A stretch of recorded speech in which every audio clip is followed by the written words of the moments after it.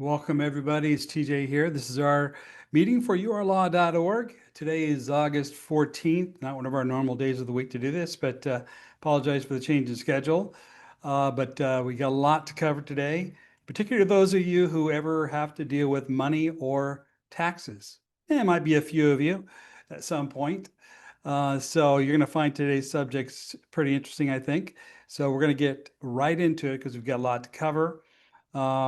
Just while you're here, a little housekeeping. Be sure to keep yourself muted. There's a mute button on your screen. There's a point where we'll ask you to raise your hands. Do not raise your hands or unmute yourself until we ask. And we'll ask specific people to raise their hands. Those who are in a certain pecking order of membership get to go first. So that's basically the rules of the game. Let's just get into our normal procedure, and then we're going to get into some interesting subjects I think you're going to like tonight. Just a reminder that this is not legal or tax advice, particularly when we're talking about legal or tax issues, because you have to realize we're not your attorney, we're not your accountant, we're not you doing your own research. We require you to do your own research on everything we say. You might be hearing our opinions, but they're just the opinions expressed are just our own opinions. We are not your legal advisor. We don't have a contract with you. You shouldn't take what we say and just run with it without doing your homework. But just keep that in mind, okay? Now, I always start every call with a prayer for those who wish to join it, because I just, in spite of those of us who might have doubts at times, we find that there's a lot of power in it because there's so much truth in using the law book that so many of us follow. You'd be surprised how much even the IRS Code follows the rules of the Bible, believe it or not. May seem cruel at times, but it also, the Bible also reminds us that we perish for our lack of knowledge. So we have to understand what we're doing. That's the point. It's not about whether you believe in Holy Spirits or anything, as far as I'm concerned. When I say that, I'm saying just in terms of the reality of how the world works. And so we try to teach you real world solutions. So I always give it the prayer because I think it's a good thing to do. In the name of the Father, Son, and the Holy Ghost. Those who wish to join me, please do so. God, we thank you for all your blessings and the opportunity to be together, the technology that allows us to come together, the knowledge and resources that come my way. Acknowledge the ability to learn, make mistakes, and to continue to grow. And we all need to learn that. But we all know that where two or more of us are present, you're there with us. That forms a church, technically speaking. And so we believe you're with us. So in Jesus' name we pray. Amen. All right. Now, today I'm going to talk about some tax tips for tax reduction. We've been talking about this a lot lately. If you've been on some of our previous recordings, you can go to our blog, by the way, where we have the meeting summaries, and that's where the videos are. Not everyone has access to those. You have to be at certain membership levels. Free members get a few sneak peeks at some of those. We have even non-premium members here today, but of course the members who are at the paid levels will get to ask questions. But we're really talking about creating wealth with tax credits and building credit. But the whole system is really the same system. It's all about credits. And you're going to be talking about that a lot today. Whether you're dealing with your credit card, whether you're making a deposit to your account, that can either be an income deposit or a credit deposit. And did you know that you might also know that loans are not taxable income, but you're receiving credit all the time. We'll talk about that. But bottom line is the law is on your side. Once you get the basic concept of this, I think you'll see why we do things the way we do it. And also we're going to talk a little bit about a crypto tip, because those you are interested in cryptocurrencies and ways that you can make money, because we're really on the cutting edge of some of that. So how is the law on your side? Well, most people think the law is against them. At least people that are in what I call the patriot movement. You're concerned that they're coming after you and you need to get out of the system and you need to become a secured party creditor and all that stuff. And I ask most of you who've ever done any of that stuff, how's it worked out for you? When there is a set of rules that you can learn how to use that can benefit you. And I learned this actually in a personal conversation with Robert Kiyosaki. You might have heard of him.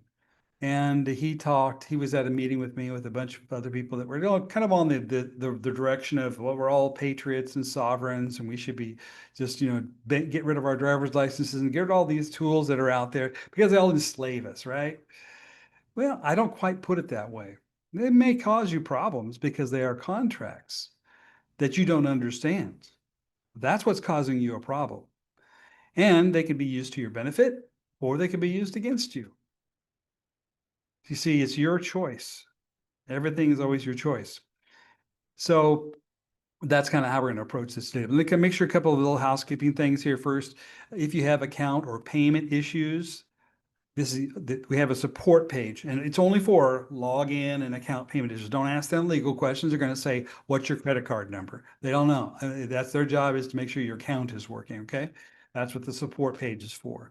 If you want to learn about joining or upgrading, we'll talk a little about some things you can do today. url.org/join. I'll just say call it /join. Premium membership page, shortcut to the premium member page. Most people who are at least at the lowest level of payment with us are on the premium member page. The shortcut to that is /PM. Or you should be able to go to the menus and easily find that anytime. But just consult the menus on the website, for where you get your premium membership. I'm actually not logged in, so it won't show up here actually. But when you're logged in, the pages you have access to will show up here. Okay. If you're doing this on your phone, it looks a little different. There's like a bunch of lines. You click on that, then it opens the menu up. But just know how to, take a minute I have people come in and quit because they don't bother looking at the menus and they say, I can't find what I'm looking for. Well, start by finding the pages and browse through the pages. There's content there to go through. You're not going to get it on day one. So be patient. Let's go back to the right page. So if you're curious about a delete debt, zero tax, trust courses, again, that page to upgrade and learn more is /join. We're about to add a new option, which I'm going to tell you about today. It's more of a mid-price range product that should allow more people to learn a lot more about taxes. So if you're a small business owner, you need capital resources. Here's some really good resources that don't require you to qualify for a bank loan. So there's bcapglobal.com. And if you're a higher end investor, you've got a good chunk of money you could invest. You might be what's called a qualified investor. You can go to microvcfund.com. We're affiliated with those programs as well. If you have a no victim criminal case, and basically it's a smaller level case. So you didn't endanger anybody or anything like that. Go to /slam dunk. We recommend everyone. I don't care what level of membership you're at. This is a third-party course. It's not our course, but we do support questions related to it. Is how to win in court without a lawyer course, and that's /JD. Highly recommend you have that in your toolbox, along with what we teach you in terms of membership, because we'll teach you how to deal with procedures. A lot of people think, oh, I don't have to worry about procedures because I'm a glow-in-the-dark patriot. I'm really cool. I don't have a driver's license, so I don't need to follow the laws or the rules. Well, try to be on the same road with people. I don't want, for example, I got teenagers that drive. I don't want them out on the road with somebody who's drinking. Do you? So you see, we're not here to get away with something. We're here to just abide by the rules as best we can. I know they're very excessive and cumbersome. There are ways to deal with that, and we teach a lot of that.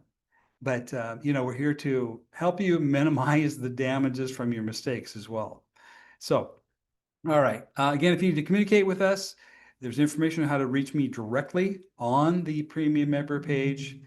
We really don't use Telegram all that much these days, except for a couple of small private groups.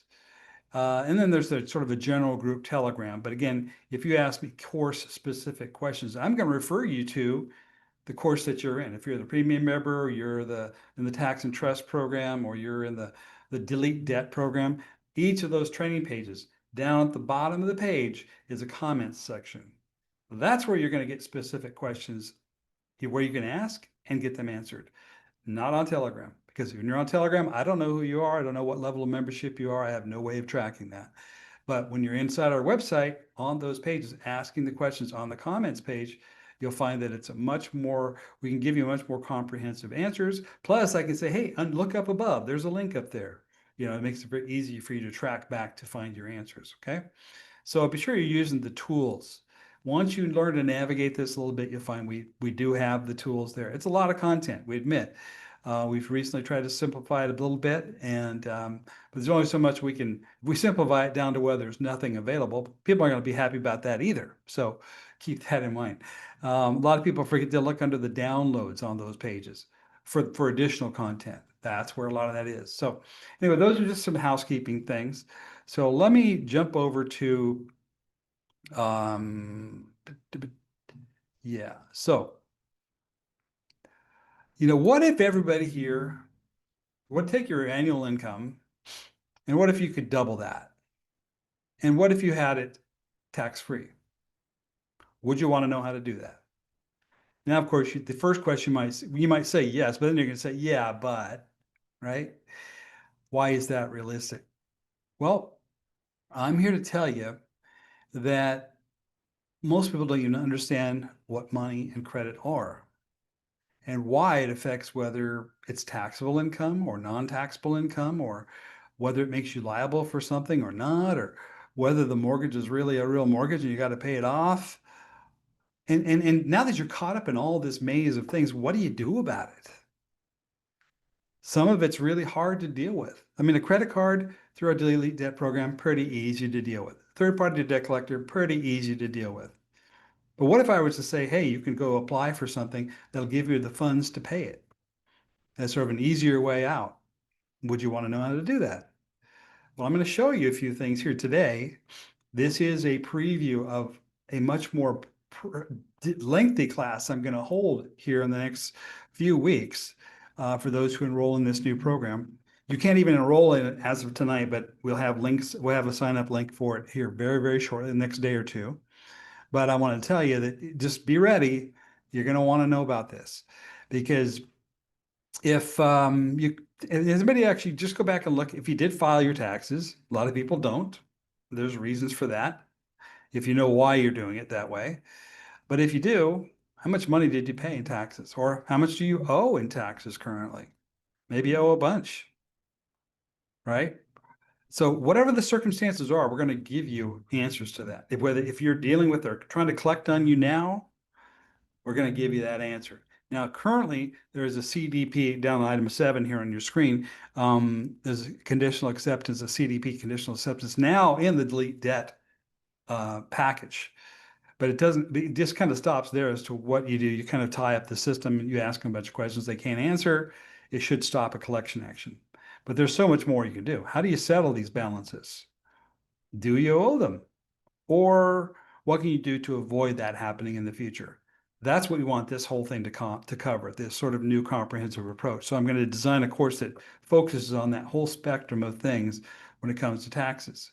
Now, am I your tax advisor? No. Will your tax advisor disagree with me on some of the points? Probably, because I found a lot of them don't have this information.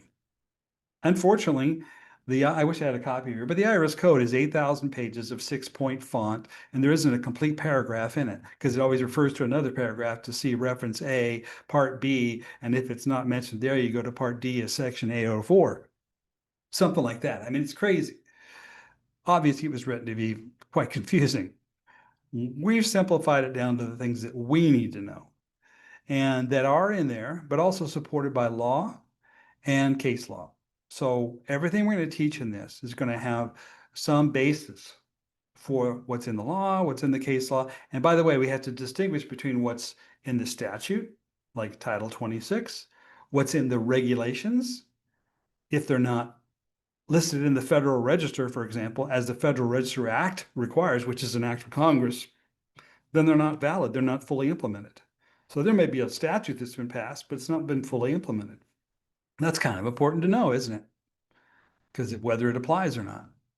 So, you could focus on, for example, a lot of people don't file because it's based on the idea that, well, if you don't live in the District of Columbia, and according to the IRS Code definitions, go look up to the definitions section and look at this stuff carefully. It might tell you, you may be led to believe that you don't need to file. Now, keep in mind, though, if you've got 1099s or W-2 income and all these things that are still being reported, what that creates is an imbalance in the accounting. You didn't give them accounting at the end of the year. Your tax form is an accounting tool, and see it only as accounting. So they got this lump sum of money that's been deposited over here, or it looks like you get 1099 income over here, where you got to pay something. What do you do about that if you don't file? You're not filing, it's leaving that as unaccounted for. You got to account for that stuff. That's the downside to the people that promote don't file, because you got to do something still. And I can tell you, if you were to be charged with willful failure to file, there's 3 words in that charge, not one. Willful failure to file. And you know, if you've been around me very long, you know that we teach that a single word can be everything. So for example, if you don't file and you filed a W-2 or you got a 1099, because you fill out a form so that they can produce that and give it to you. Well, when you fill out that form, you said at that time, it's okay. You can treat me as a District of Columbia federal employee. That's essentially, when you look at the definitions, that's what you're doing. But then you don't file the accounting form at the end of the year to pay the tax or to at least account for that. You've left the accounting incomplete. You have failed to file. That may be true. Now, the question is, was it willful? Because it's willful failure to file is a crime. Okay. It has to be all 3 things, all 3 elements. Well, willful means you did it with criminal intent. In other words, you knew it was wrong. You knew you were supposed to file, but you didn't anyway. Now, if you don't have some proof that you weren't being willful, it's easy to make that stick to you. So you got to eliminate that. So there's a filing that you do ahead of time. You can do it every year if you want. Most people say you only need to do it one time. But once you file it and they don't answer, you're asking the questions about the law and saying, I want to file, but I need instructions. And you need to tell me, according to these issues that are in that letter, where I'm required to file and so forth, based upon the definitions, based upon all this stuff. I just need you to tell me so I know. That's establishing a position of non-willfulness. That becomes your evidence if you're ever charged with that. And when they know you got that document out there, that's your evidence. That's all you need, is a single document. Now, am I telling you not to file? No, I'm saying, in fact, most people, I think they should file because of things they've done. But I can tell you how to make that filing go much better. That's just one position. I suggest that if you want to do some of the other things we're teaching you, you might have to file, but you'll file again with a non-willful intent. Very important. And you establish that by the way you approach things. You don't go in there telling them, you know, you don't have to do anything for them, or they don't have their work for you, and or you're a patriot, or whatever it is you want to call yourself. I don't take on any claims. I just ask questions. It's real simple. So a lot of people don't know, for example, that a lot of the IRS codes aren't in the statutes at large. The statutes at large are what have to be established for something to actually be fully implemented law. So there's an act, the IRS code, you know, the code that was passed in 1933. And then there's Title 26, which is a code, a statute. It's not full. So there's a whole lot in there that's not actually in the law. So when you ask people, distinguish what you're telling me to do from what's in the statutes at large versus the code. And then there's a whole nother thing that has to do with whether the codes were published whether they were converted into implemented regulations, like that word, implementing regulations. If there are no implementing regulations, then there's been no notice given to the public of what the actual laws are. All there are is a bunch of regulations that probably don't apply to you. Most regulations apply to federal employees. But we treat ourselves as if that, because we filed a W-2, we filed a 1099. We set ourselves into these voluntary positions. So you got to untangle a little bit of that, okay? But you use reason, logic. It's not just because I said you should file this and then this is over. No, I want you to understand why you're doing it, then you decide. Okay, that's how I teach. Another area we get into, and this is part of currently the tax and trust package we have right now, which is that certain trusts are considered exempt organizations per 508c1a. What does that mean? Now, people will ask me this question. I got it several times this week. Is this a common law trust? Is this a um, ecclesiastical trust? Is this a, what a title? It doesn't matter what you call it. And there are people out there on the internet saying, oh, you need one of these, and then you're good. Bull.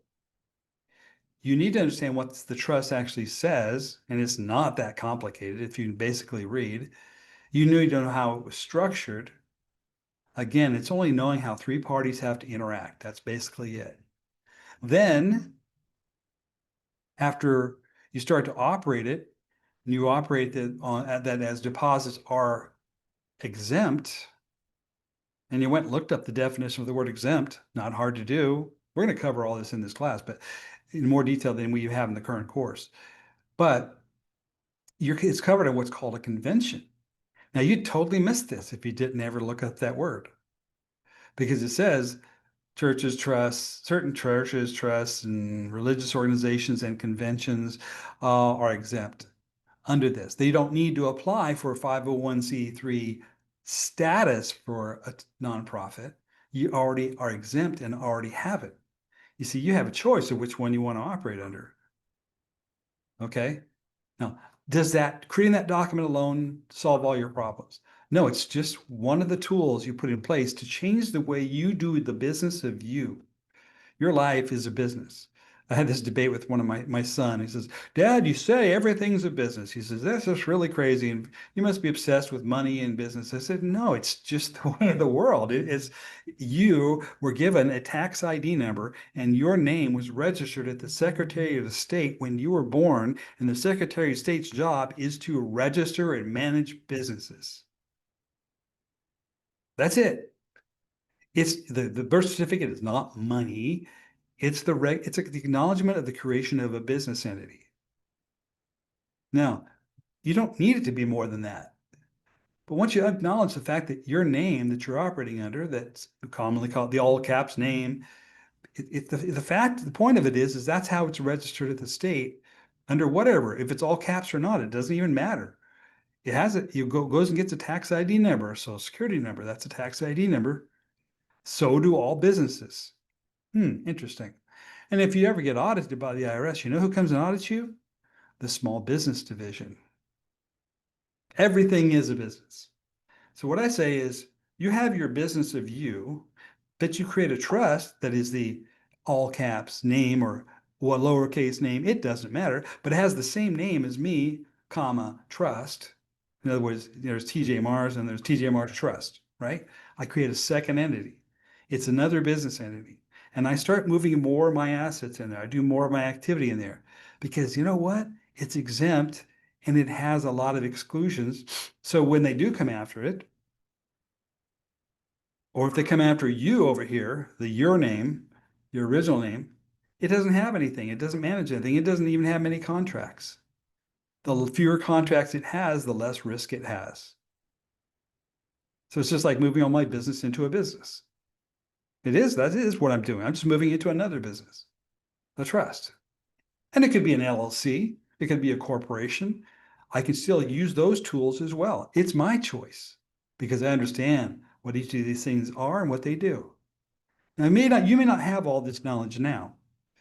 It's taken me a long time to assemble all these things over time because I understand it, but it's not actually that complicated. I mean, I literally can teach all this in a few hours to somebody with some follow-up support. And that's what we're going to do is create this new course and support program.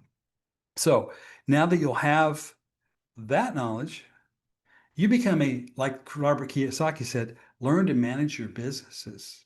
Take advantage of the rules. Do it intelligently. And stop looking for silver bullets.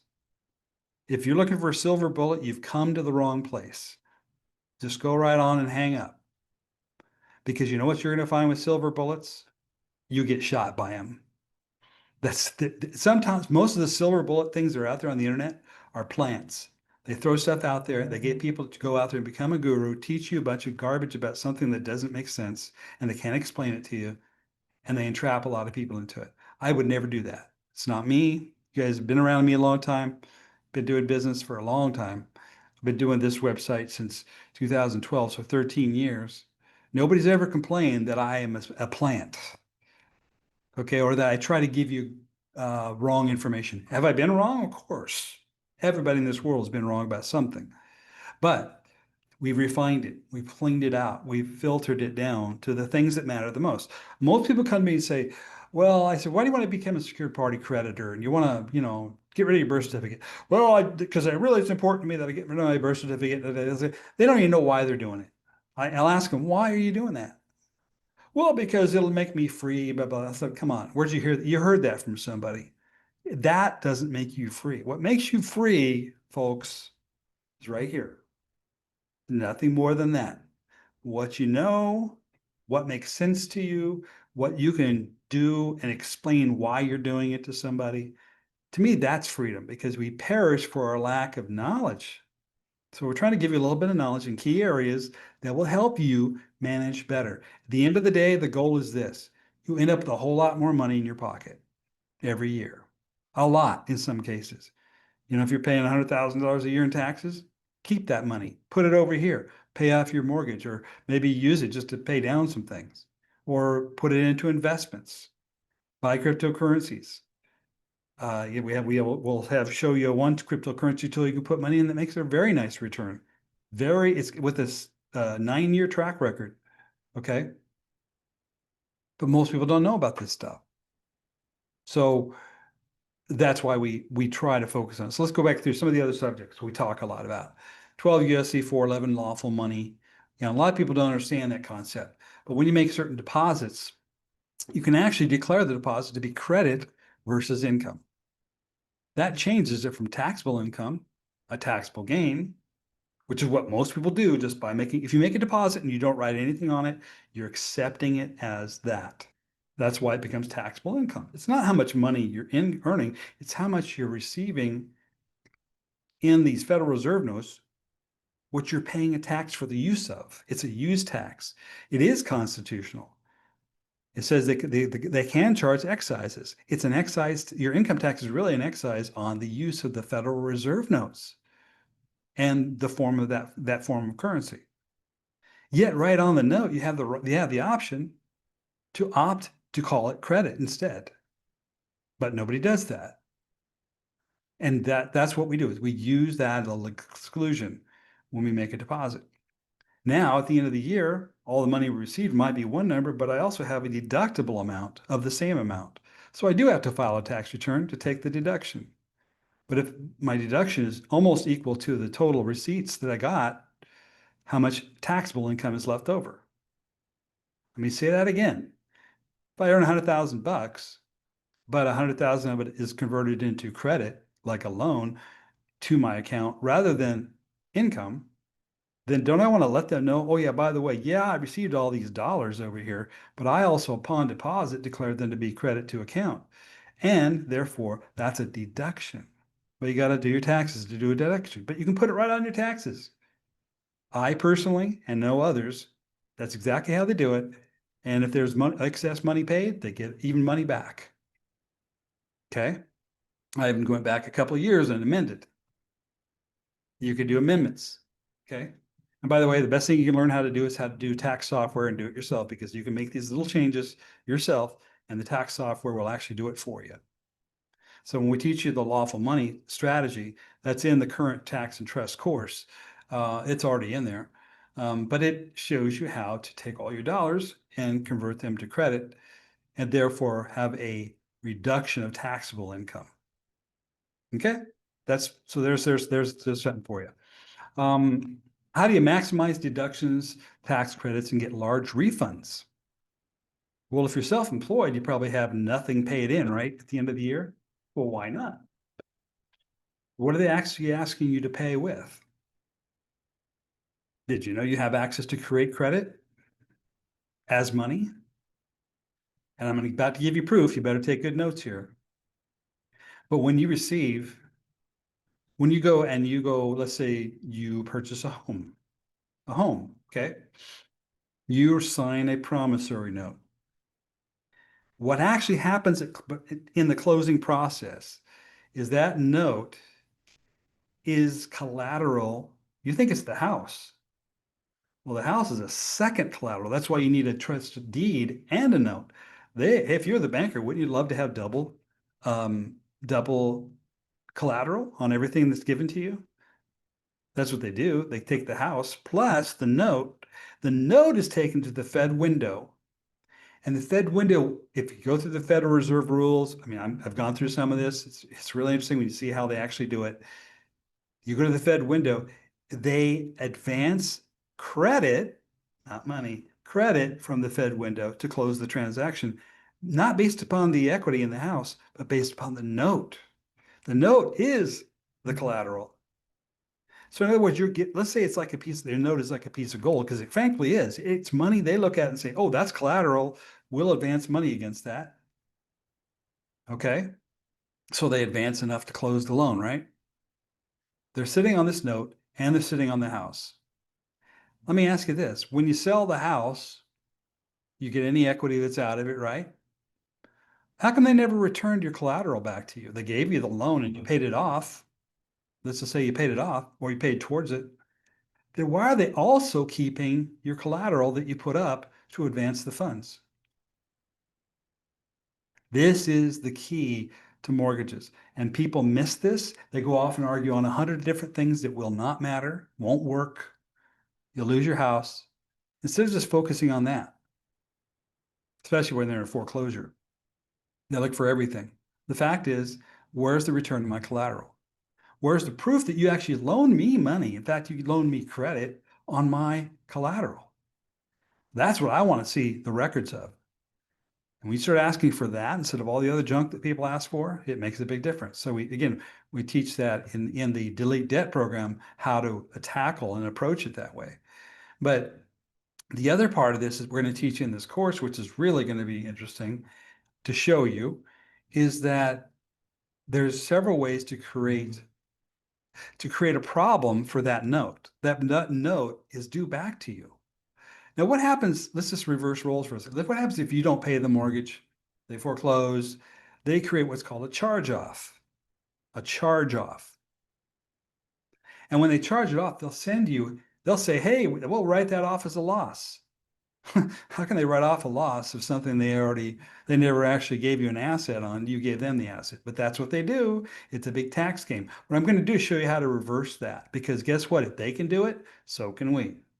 So instead of them sending you 1099-C, you send them a 1099-C because it didn't return your collateral upon demand. Now, there's of course a process you need to go through. You need to send a demand and so forth. They don't pay it. You have the right to collect that and collect interest on it for the non-payment at a rate of up to 14% per day on the value of that collateral. So the longer they wait to not pay you, the bigger the bill becomes. You send out a 1099-C, which essentially keeps a credit. This is what they do on their books. I'm not telling you to do what they don't do. That creates a credit on their books for a loss of could be a very large amount, because if it was several years ago, you paid off your mortgage, either whether it was paid off or foreclosed on, it doesn't matter. If you have this huge 1099-C account accumulating interest and they don't pay you, you can go to the IRS. This is my belief based upon my research, and you can put that in as a credit due to you. Now, will they pay it back to you in cash? Not so easy. There's a little extra step involved there. But you can use it so that if next year you have a tax liability, to say that you owed $50,000 extra, you can dip into that pool of credit and pay it out of the credit within the IRS system. It's simply called a loss carry forward. It's right there in the code. Go look up loss and loss carry forwards. That's where it'll describe how you do it. And then you carry it forward. Now, you do want to also establish a sole proprietor business. Everybody should have one of those anyway, because all the rules are built for businesses. So you call it a business loss, and then because it is the business of you loss, and now it becomes a tax credit in the account, which you can keep a ledger of, and year by year dip into that, carrying it forward. And it might, that $100,000 might go to $1 million at 14% a day, but you can draw upon that just to deal with any tax payments you have.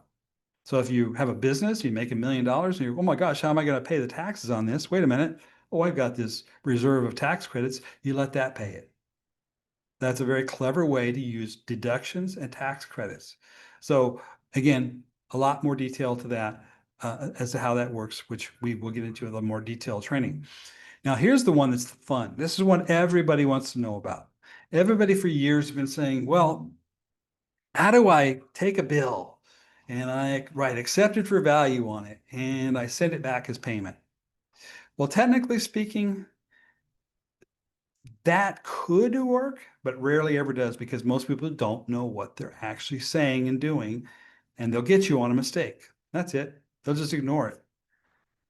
That's actually not the proper instrument anyway. There's a very specific set of rules as to what makes a legal bill of exchange. And if you don't cite the proper rules, they will ignore you. Now, let me get an example here. This is something I did a while back, and it's really powerful stuff. So we did this. We ran this information we gathered, and then we ran it through AI to double check everything. Now, when you use AI, do not rely upon it solely as your source. But we went and we really challenged it, looked up these statutes, looked up these things. And what is your right to issue a bill of exchange along with tax documents for actual credit onto the tax account that at the end of the year, if you don't owe that much in taxes, it has to get refunded to you. This is how you get the money out of doing those methods. You don't do it directly to the creditor, you do it through the IRS. And don't be afraid. If you do it right, you're doing it in good faith. Void where prohibited by law. They can't do anything to you for doing it this way, especially if you do it the exact format they require, and then you cite the correct laws. They have to come back and tell you point by point why it's not valid. And if they cannot do that, you can assume it is. Now you have, let's say I have, let's say I have a business and I make $1 million a year in that business. Well, I'm going to owe a lot in taxes, right? I might owe $250,000 in taxes, right? At the end of the year, normally. And they're going to see all this activity. They're going to say, hey, you got to pay this. Let's say you didn't do anything fancy with your taxes, but you ended up with this bill, except you did one important thing. You must pay your estimated taxes. And there's a form called 1040 ES or 1041 ES. You can go look these up. And you would want to submit along the way enough money throughout the year to prepay your taxes. Otherwise, you get penalized. Some of your business owners know all about this. You're like, oh my gosh, what am I going to do about paying that tax? What I'm submitting to you is that you have the right to create more credit. Just like when you write a promissory note on a mortgage or on a car or anything, you sign a promissory note, you're creating the money. Well, now you're creating the money, but running it through the IRS for a bill of exchange of that credit so that you can use that credit. And you use it to prepay those quarterly taxes. Now, what if at the end of the year you overpaid that by, let's say, $100,000? You do your taxes. It says, okay, here's how much taxes due. Here's how much you paid in, and it shows the amount you put in on those 1040s plus the bill of exchange. Oh, but you're overpaid by $100,000. What is the tax form going to tell you to do? It's going to say tax amount due, tax amount paid, tax amount either refunded to you or still due. Well, if you overpay, just like in your W-2 income, it will show a refund. And then that's how you get a refund. Same thing as how you do it on a W-2 income. I don't care whether you're W-2 income or not. I'm just showing you that that's why you also want to have a sole proprietorship business. You can run everything through that. It's really as easy as creating a Schedule C. But you now could create credit. That's the type that gets refunded to you, not just the one you can use for future taxes. So there's two types of credits. This is the type that's due back to you. So what if you overpay by a couple $100,000 a year in these tax credits? Would that add to your annual income? First of all, it would reduce your out of pocket to pay those taxes, but you could end up with an excess every year that you could use to go expand your business, buy more crypto, buy more real estate, do whatever you want to do with it. Pay off a mortgage rather than fight the mortgage lender because it's really hard to fight them. But see, I figured it this way. If I pay them off, for example, instead of fighting them and losing my home, which I don't recommend doing, but they still never return my note and I keep asking for it. So I start charging them interest until they pay me back that note. Well, am I not getting the benefit of that note over here in this tax account that I can use in other ways? Yeah, I can use it just for future taxes.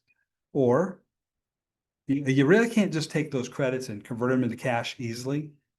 But if you do overpay using the bill payment method I'm talking about, the bill of exchange, that is refundable. So anyway, we're going to show you how to use those two strategies in more detail. But I'm telling you how to, it basically gets done. Okay. And so, in Article 1, Section 8, Clause 1 of the Constitution, Congress is empowered to lay and collect taxes, duties, imposts, and excises. All right. By the way, that word excises, that's the one that gets you. That's when you're using Federal Reserve notes. That's what they're really charging you tax on, because you're calling it tax. You're calling it a cash event. We're calling it credit. That makes a big difference. What you call something, one word can change everything. I've said this a million times. So its Congress clause authorizes to impose taxes, but not restricted to the form of lawful tender submitted to satisfy such taxes. They didn't limit it. Okay, there's no statute at law requiring. Statute at law, I told you that's important, far more than just statutes or just what they call law. That is the law. Requiring the payment must be made in Federal Reserve notes or conventional banking checks. Now, they'll say on the instructions, you must pay with a check or a money order, but they don't define it. Okay? And you can't pay with cash, which is kind of weird. So they're telling you that there are other options. So then we'll get into these laws a little bit more, but there's a Clearfield Trust versus the United States. Um, these laws show essentially that commercial instruments are valid, but they have to have a very specific format and way in which they're written. It's not something you just write on the bill and send in. It's not something you just write on the back of the 1040 ES form. There's a guy teaching that. That's a problem. Let me give you an example why that's a problem. This should be a common sense to you. When I write you a check, I write all over the front, the amount, the date, sign, all that stuff. That's a check. It's offered to you. Then what do they tell you to do with it when you receive it? You flip it over, endorse it, just giving instructions what you want done with it, and then it goes to your account. Like these days, you do the thing with your camera, right? You can deposit. It says you flip it over, endorse it, and write for electronic deposit to commercial bank only. You're giving instructions as to what you want in receipt for it to do. Well, this guy's teaching you take the 1040 yes form, flip it over, write all this stuff on the back, and then send it to them. If they were the receiver of that, how could they deposit that? Because it's not endorsed correctly. This is just how checks work. But he tells you he's got the right idea using a 1040 ES form, but the instrument you're sending with it is wrong. It has to be a separate attachment, and it's in the instructions on how to do that, the IRS instructions. So it has to be attached separately. So anyway, we try to show you that where those rules are, where the laws are, and so forth. Okay.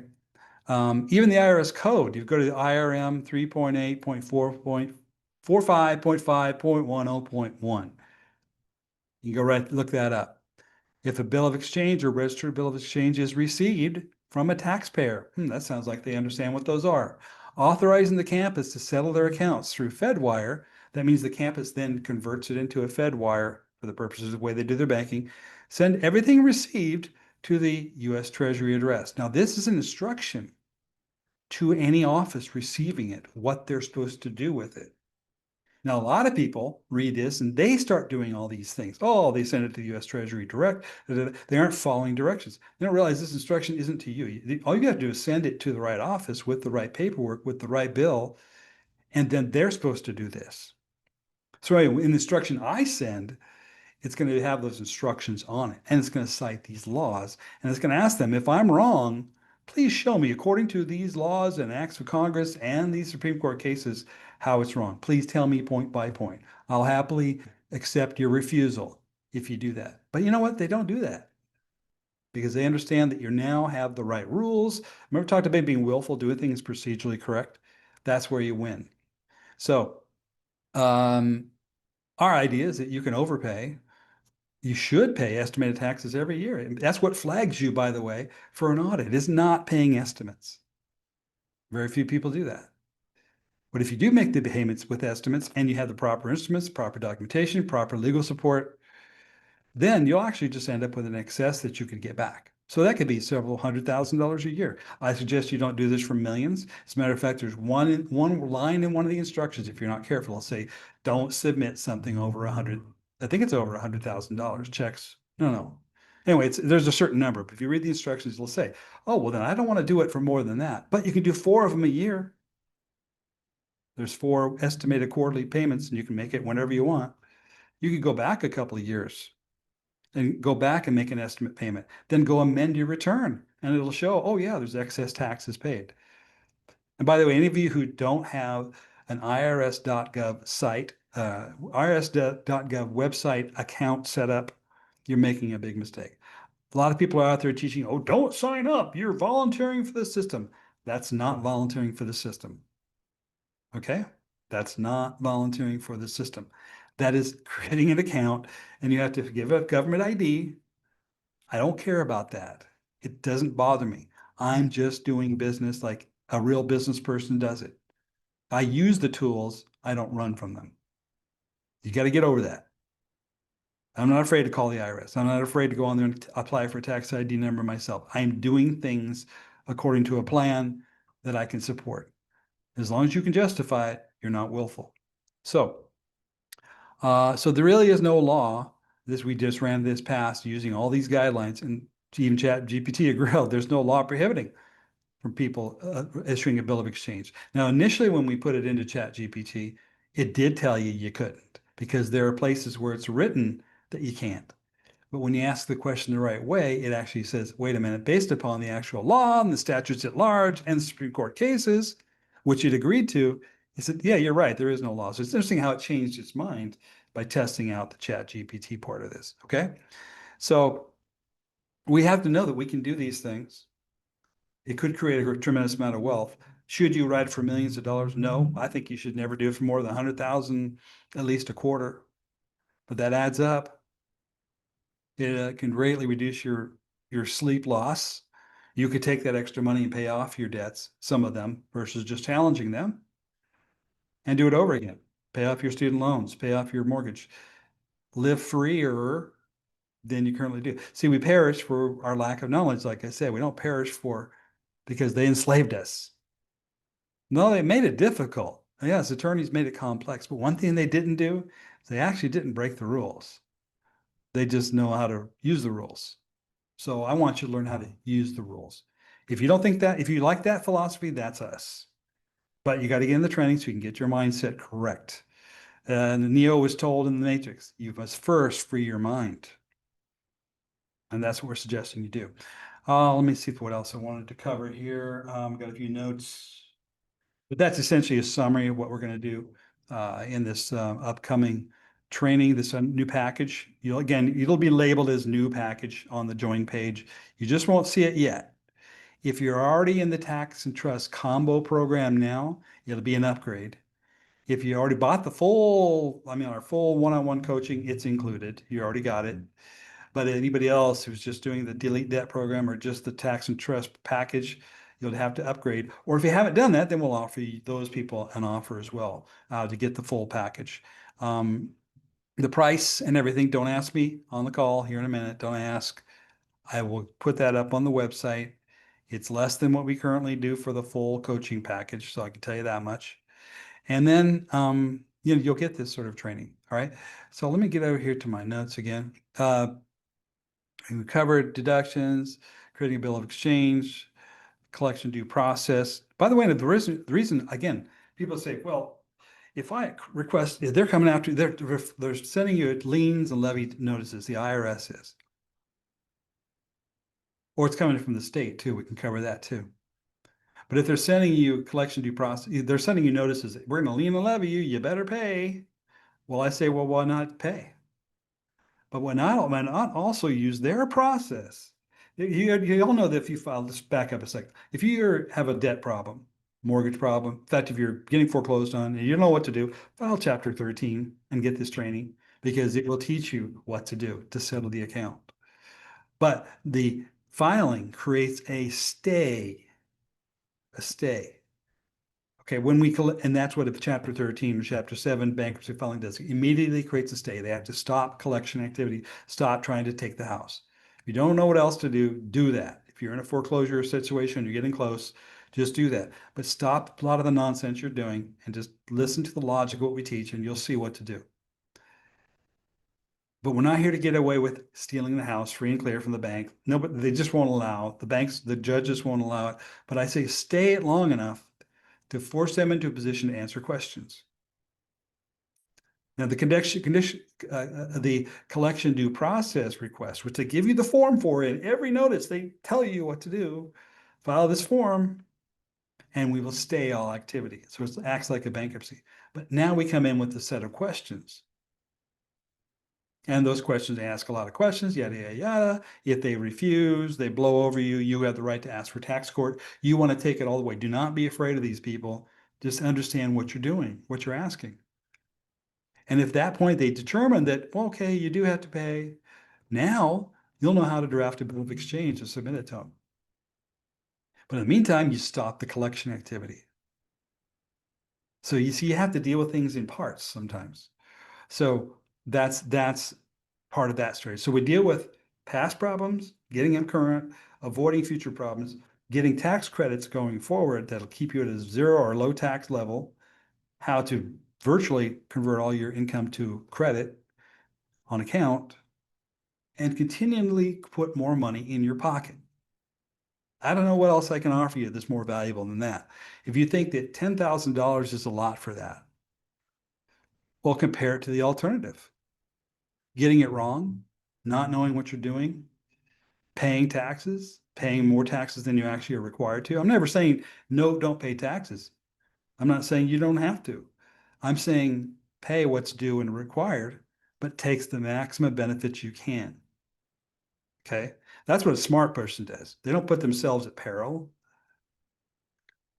You be smart and wise. Well, now we think we have the combination of tools that will give you the greatest chance of success. Can we guarantee anything? Absolutely not. Because we don't know what somebody's going to do when they receive a document. We don't know what you're going to do when you get a phone call. We don't know, you know what I'm saying? But if you learn it well enough and you engage in it, you will have the tools to answer the questions. You don't have to ask us. We won't be here forever to answer your questions. You have to have enough knowledge and a basis for that knowledge that you can act upon it yourself. It's about being independently responsible, right? Personal responsibility. That's how we teach. That's how we always teach. I mean, people ask me questions all the time. Well, what do you think they're going to do if I do this? And what are they going to tell me if I do that? I go, I have no idea. I don't know what they're going to say. I don't know what their attitude is going to be. I don't know what their policy is, right? In some given state object or some bank.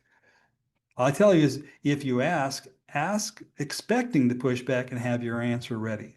We try to give you the resources to be able to answer that, do it yourself. We'd be irresponsible to just tell you to do something and not tell you why you're doing it, and then give you enough information that you can understand it and follow through with it. Okay, so that's why we want to stress that. So these are some other resources that relate to money that we have on our website. You know, doing this way, you could pay off your mortgage more rapidly without all that hassle. You could pay off your unsecured debt. You can challenge it, which you should. It's because frankly, they can't prove it anyway.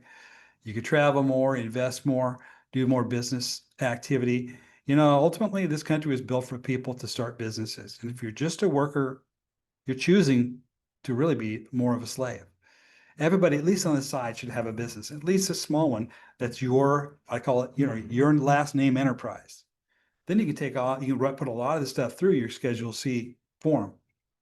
And after you practice it once or twice, you'll find it's not as hard as you think. It's kind of like swimming. It looks terribly intimidating before you jump in the water. But once you jump in and somebody gives you a little floaty to help with and you learn a few strokes, you find out it's not so bad. Okay? But you can't learn it until you get in the water. I can't tell you how to do it. So got to teach you a few things and give you some baby steps to take. Okay. So as you start to earn income, we want you to have other ways to expand and grow your business. So if you want to learn about hedge fund investing, you want to learn about private capital you could use to expand your current business. Or here's the big one. I want you guys all to go take a look at this. Go to learn about Cryptex. Cryptex is a what's called DeFi staking program. It's been around 9 years without a glitch, and I've never seen anything like this that doesn't have a glitch after a year or two. So this one has really stood the test of time. I believe in it, but I can tell you it pays very well for a small amount of money put into there, and you put your crypto into it, and it goes into what's called a DeFi pool. Now, most programs like this don't show you what's actually going on. This program shows you everything all the way down to how the blockchain is working and how it's moving around and where the money's coming from. I mean, it's full disclosure, and that's very rare in these types of programs. So I put a little bit in. You can't even put more than $8,000 or $10,000 in this max. They're not going to come and try to take your life savings. But what DeFi investing essentially is essentially where you buy some cryptocurrency. You all can do it. It's a two-step process.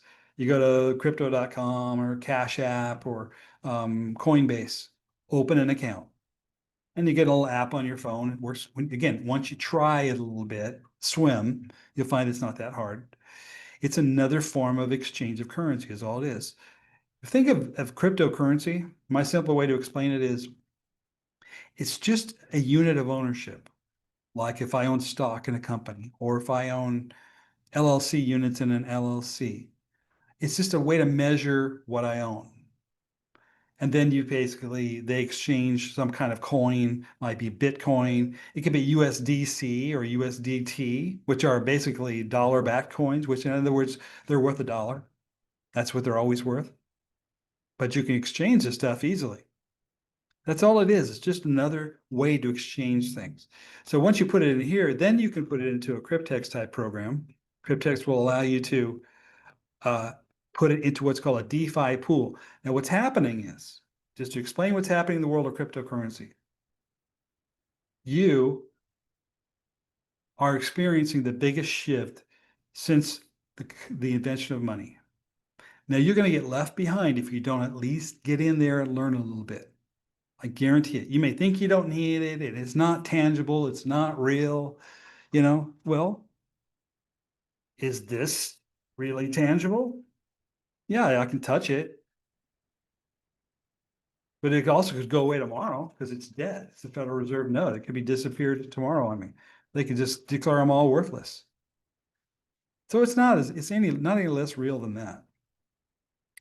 So I would suggest that you go learn a little bit about crypto, buy a little bit, go sign up. This is free to go sign up here. Go to this Cryptex page. And what I've done is that's a way to enroll very easily. And then let's see, where did I also create another link here? Let me open this up real quick. I also created a little web page.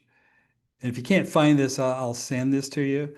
But if you go to this page and sign up for a little free account, it just takes a moment. It's like, it's like a bank account. You just sign up, but it's free. Get signed up. But then do the next step, okay? Uh, I mistyped this, so it's wrong. Cryptex.t. Go to cryptex.to is where you log in after you create a Cryptex account. Now, what Cryptex is a platform where you can take some cryptocurrency, move it over to this platform, which essentially what they do is they use your currency for other people that are buying and selling currencies. Now, these are instantaneous transactions. What happens is somebody wants to buy USDC, but they have Bitcoin. They have to exchange it. Well, guess what? There has to be a middleman. So in the crypto world, we get to be the middleman, not the bank. So what we do is we stock funds in this account, and then as money is exchanged back and forth, conversions happen, small fees are charged. Guess what? We're the facilitator of those transactions by putting our funds through there, letting it sit there and work.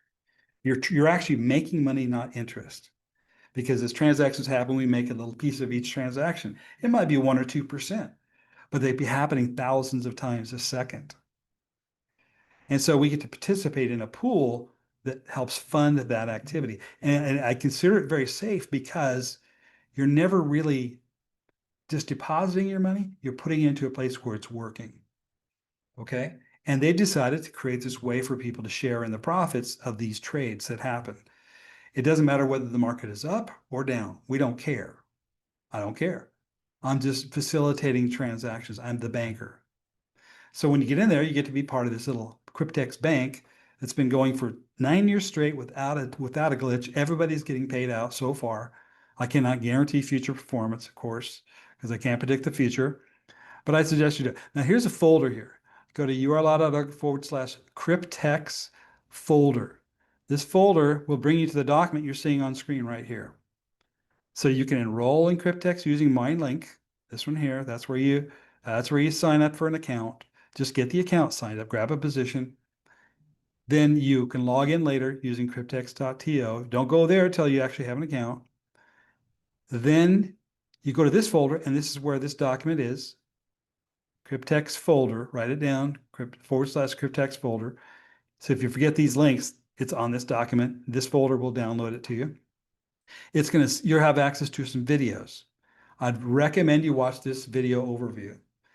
After you've done these steps, created a free account, watched this video, looked over this document here, there's some instructions. Please review them. And then if you have questions, contact me through the website, which you know how to do, okay? But I don't want to put that up on screen just yet. I want to just make sure you all use the contact information in the back office.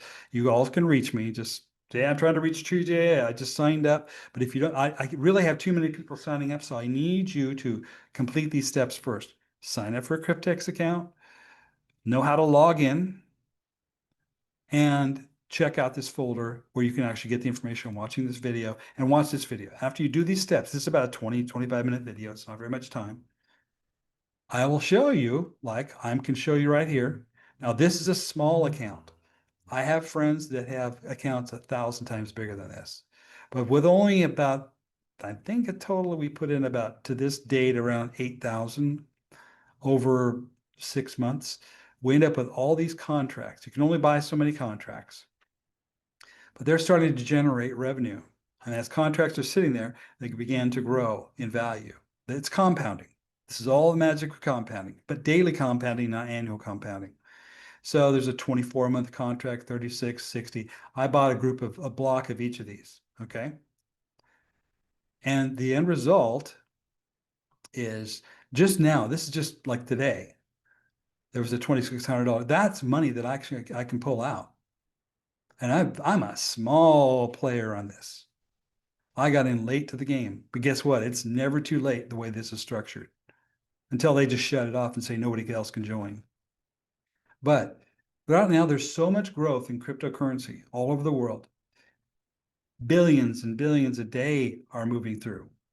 They need more transaction people to manage the growth of. In other words, they need the middlemen. The middlemen are needed for exchanges to happen. All we're doing is help funding the exchange, and we get a little piece of that profit. That's all it is. So that's what it's grown to. And this is right. Like if I could project myself forward to the end of these contracts, that's what I would draw out right now on $8,000 put in here. I know that sounds too good to be true because you're used to conventional thinking about money. You have to understand all we're doing is profiting from the growth of the transactions of cryptocurrency. And there's a lot that goes on there. I know people that literally have hundreds of millions of dollars and have drawn out tens of millions already because they've reached 36 months. So one of the older ones, 60 months. I mean, it's been around 84. There are people actually drawing out these large returns over that period of time. Again, don't look at this and say, well, it's too good to be true, can't be too, blah, blah, blah. It's a multi-level marketing thing. That isn't what makes it work. It's just not. There is a referral program, okay, with full disclosure, and you should take advantage of that. I know people that personally earn this kind of money and way more every single day. And they pull it out only by up to about 10 referrals because it grows really, really fast. Now, if you could use the income, great. If not, just ignore it. You just say it's too good to be true. Or, you never want to give your currency to somebody else. I get it. Don't put all your eggs in one basket ever. That's why these guys only allow you to put up to a certain amount. Then that's it. You only get one shot at it. It's a small amount. But anyway, if you can use that, go do as I said. Just really the best thing to do is go to this Cryptex folder, /Cryptex folder. This link will pop up. Follow these steps. And after you watch the video and set up the basic account, contact me. And I'll basically tell you to do these steps right here. If you already have cryptocurrency, you want to probably round that up to a little bit larger amount if you want to maximize this. You don't have to, but it depends how much you want to earn. Okay. This is a full-time business for some people. Very quickly, full-time business. People don't even need to already have cryptocurrency. They just got to go get some and start. Okay. So anyway, I think that's pretty exciting. It's an opportunity. And don't worry about the taxes on it, guys, because we are only going to show you how to deal with that. All right. People go, it's like my mom used to say, gee, they make all this money. I hate to pay their taxes. I'm like, well, I'd like to have that problem, right? So it's the small thinking about money that keeps people down. Stinking thinking gives you one thing, more stinking thinking. So don't do that. All right. So that's it as far as the lecture side of this. Now we're into our call here, an hour and 15 minutes. I will put this up as a recording. So if you missed something, it'll be on the blog page. As we always put them up for meeting replays.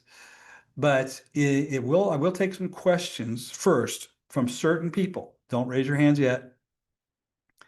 But you have to be either in the combo delete debt program, the tax and trust plus delete debt program, you guys go first. Or if you're in the delete debt program, you can ask a question as well.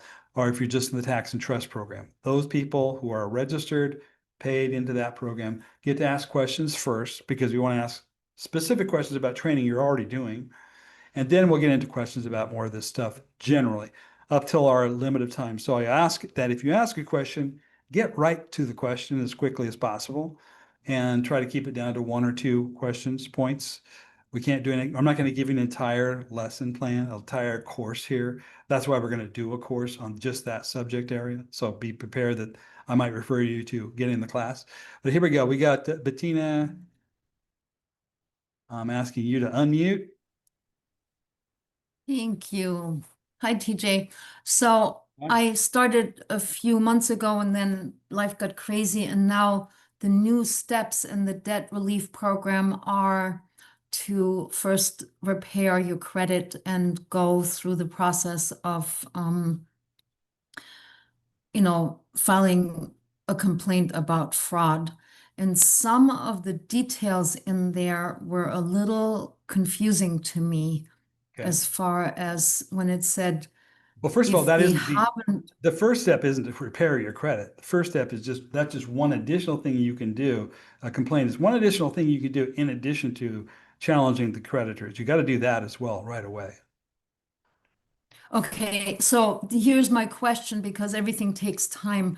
In the Yep. program, it says this is your new first step, get Yeah. onto your credit reporting agencies, find out what they're saying about you. And for example, I mean, Yeah. up until Of course. You want to I see what's stopped reported. paying my credit cards 8 months ago, everything says exceptional payment history, and I had better credit than most anybody could dream of.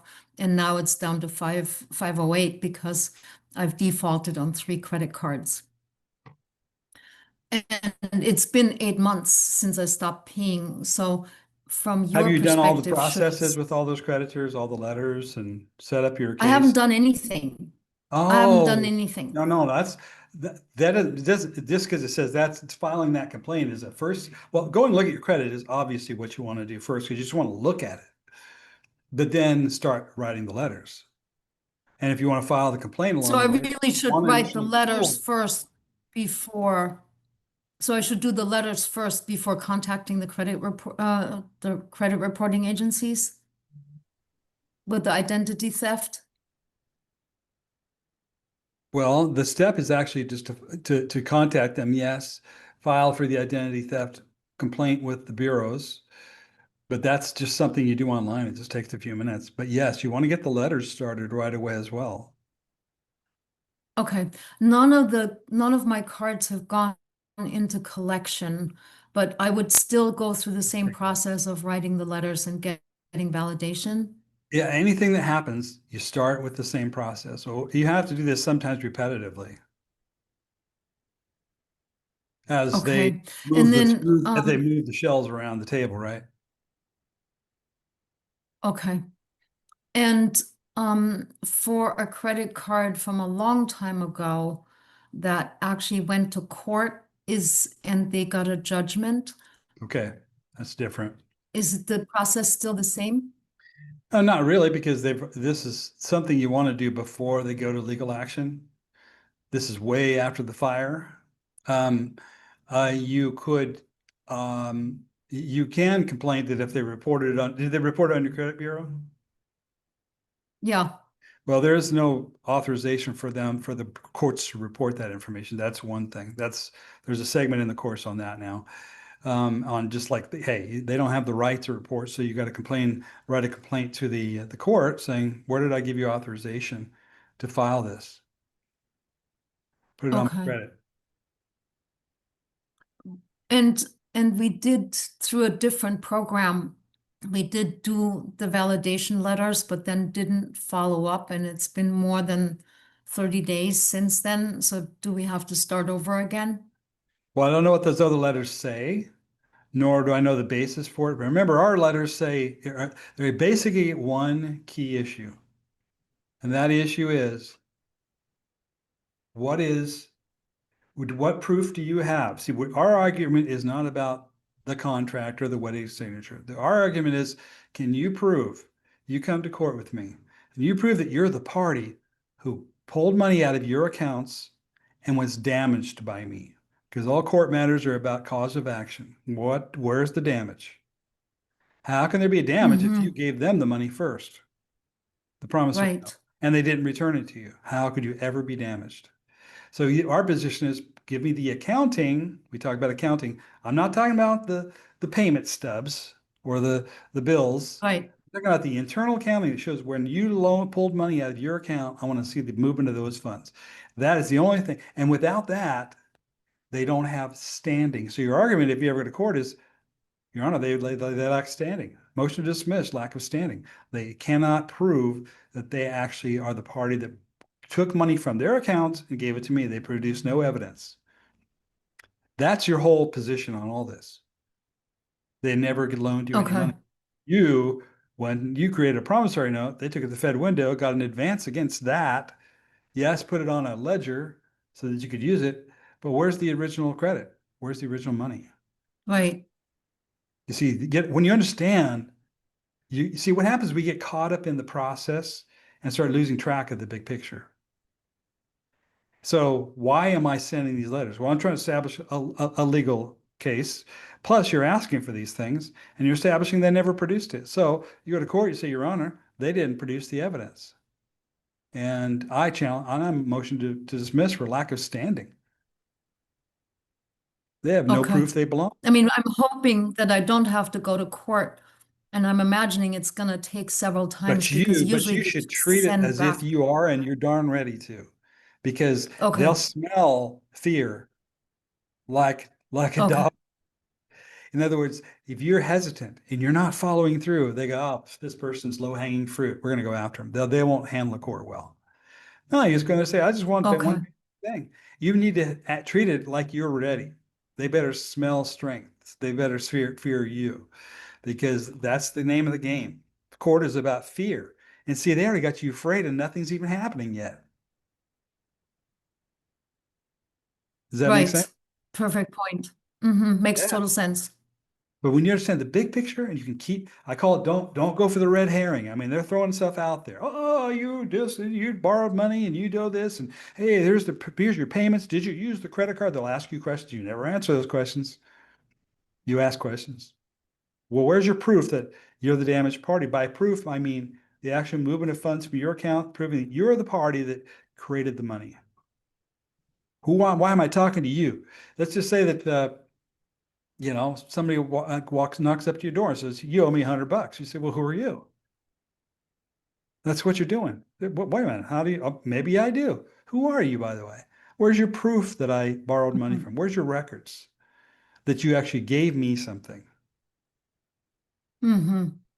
See, it's different than, oh, well, you have a credit card, don't you? And you spent the money, don't you? Well, yeah, but that was my own money.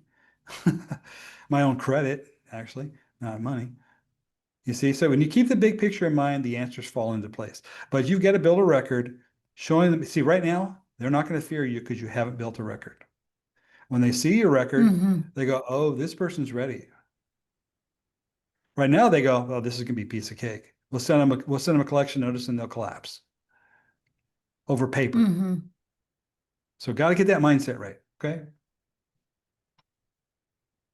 Right. And so you're still saying it's better to do it now than when it goes to collection. Oh, no, yeah, no, you want to build a record. You're building a court record.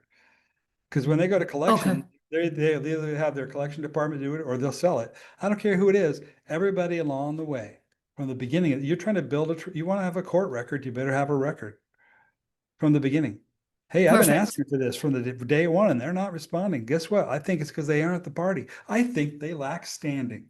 And believe me, one way you win a court case is they talk about personam jurisdiction and subject matter jurisdiction. Well, personam jurisdiction means they're the right party.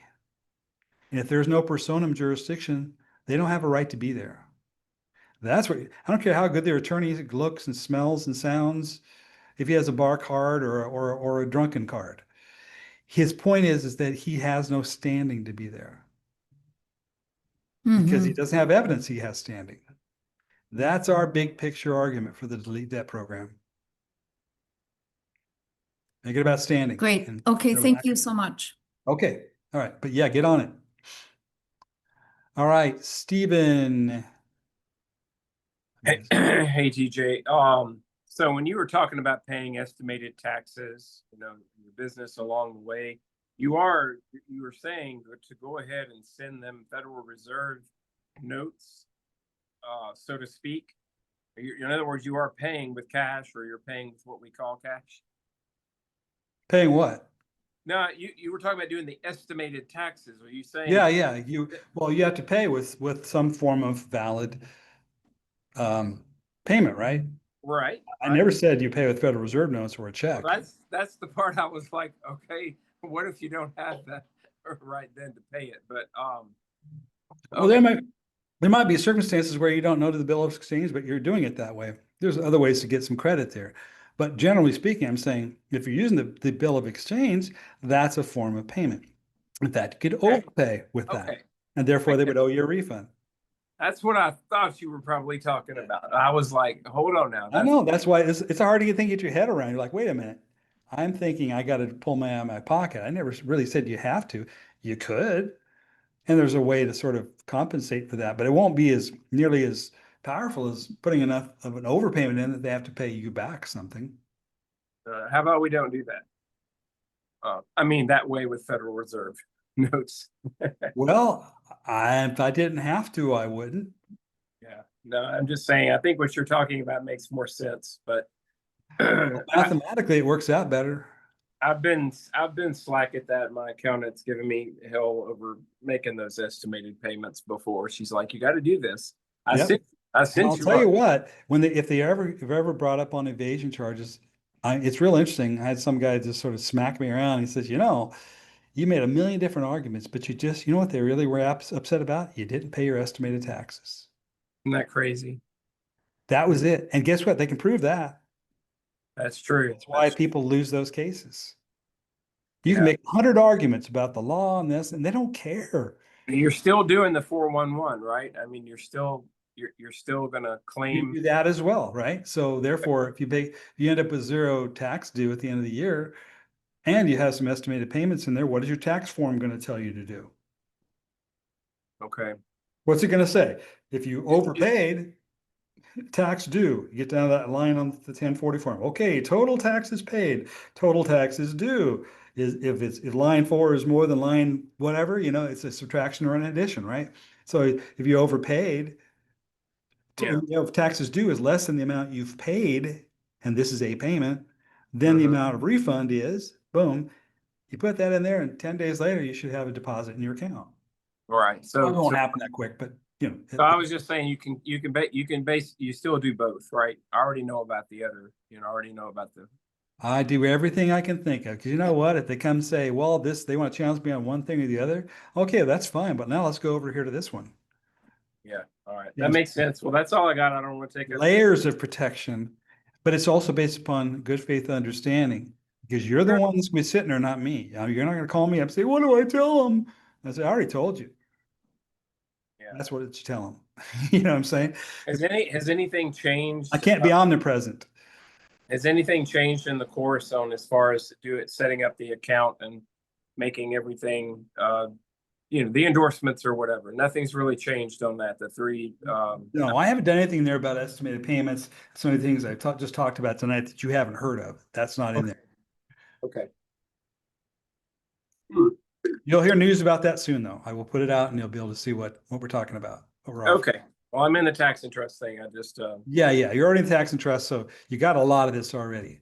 I'm just saying the newer stuff as far as the additional payments and sort of an advanced, more tax strategy.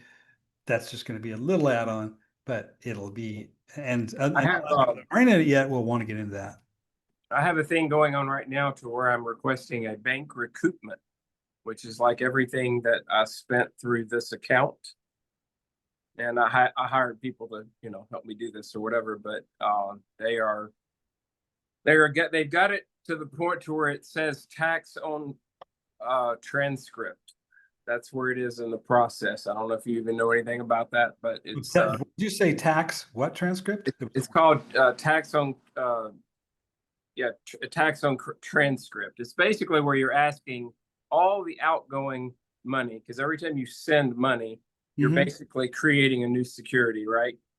And so every time you send money to one bank or the other, or pay anybody else for anything, and I had a good amount or whatever in one of these years or whatever, and so we're basically, I don't know how it's all going to work at the very end, but it's basically they've set up private trust, to do this, and they're using my info. I mean, they have all of my what I call the straw man. They have all that info, and but anyway, they call it a bank recoupment, and the idea is to request back all those funds. So I didn't know, it all has to do with I credit. don't know where that is. I've heard of that stuff. I have not seen it successful, but I could be wrong. There may be things I have. Yeah, no, it wasn't successful in the beginning. Well, because if it's not in the IRS code, they're going to ignore it, or they're going to everything, all the banking, everything's done in the code. What I'm telling you is how to use the code to what's in there that says not just the code, but the law that actually has tested it, how to use it to your advantage. Do I want to recoup back all that money? I get what you're saying. You've been sending funds. There's another way to look at that, though, which may be a simpler way than what you're doing, using trust, and then you have to do all these things. Most of the stuff I'm talking about doesn't even require trust. So, but if you consider every expense, because you are a business too, deductible expense, then you'd have more deductions. And if you have more deductions, then you have taxes due, you get a refund. You're not going to get millions of dollars back. I think that anytime you go out there and do something like that, you're just asking for it. Even if you're right, they'll just try to avoid letting you be successful. And you don't want that. Do it a little bit at a time, a few $100,000 a year, maybe. But you see, I don't know I'm just telling you about it. Yeah, I no, don't really I do get or it. try much I of get this it. stuff on Sometimes my some of those own, but processes I are do. so elaborate that they just never end up making sense or work. Yeah, This is simple. We create an oversupply of money and we get money back. I got it. Oversupply of credit and we use it. It's that. Well, I like the new idea that you threw out tonight about paying the estimated taxes using a bill of exchange. I really like that. Yeah, and then just create also additional big deductions. So on top of the deduction of the depositing money for credit, you could also take a lot more deductions if you understand how. For example, I'll give you an example, and I wish I had it here. I don't. Where I'm at, I don't have it. How I figured this out, in part, just so you see all makes sense. Anybody here have healthcare bills Even if you get insurance, you're still going to get a bill. And the bill is going to give you accounting. And the first column is going to say, amount billed. This is what the doctor bills to the insurance company. And I started looking at these statements. I'm thinking, this doesn't make sense. What are these people doing? And they'll say amount billed, say 10,000. I dealt with this because of a cancer case in our family. I said a whole lot of bills, and I read everything, and I challenged a lot of stuff, and I got a whole lot of it written off and a whole lot of it knocked down to pennies on the dollar. I mean, I'm an example of using in the delete debt course. There's a how to get your health insurance costs down. I use that stuff. I had almost $300,000 in tax bills or in medical bills, and we paid less than 20, and everybody was happy. So then that's a case where we actually paid the dollars, but I first got it set up so that we ended up getting reduced to zero. We also used the fact that we have everything inside of a trust, and then we don't have assets, so therefore they had to give us the lowest price. That's using the trust method. But the bill works like this. You get this bill for $10,000. You go do an MRI. Oh, that was $10,000. Amount approved, $3,000. Amount not approved, $7,000. The difference, right? Mm-hmm. All my math. So not approved 7, approved 3.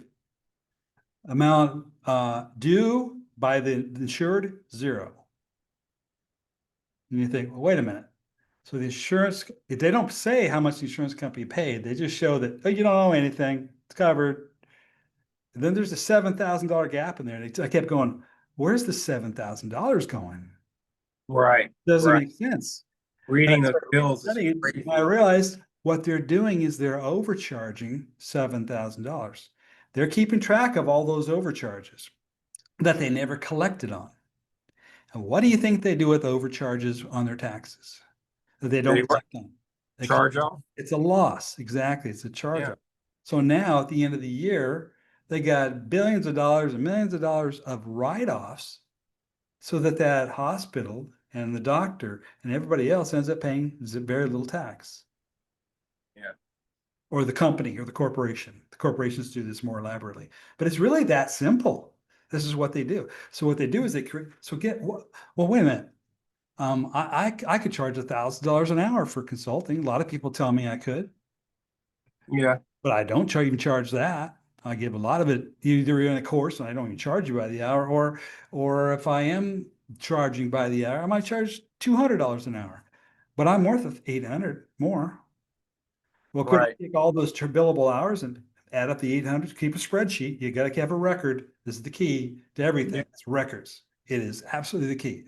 Write it down, keep a system. You're getting paid to do this. Imagine every time I make an entry on my spreadsheet, I'm getting paid $800. I'd do it all day long, wouldn't I? You're saying we can do that like what they do?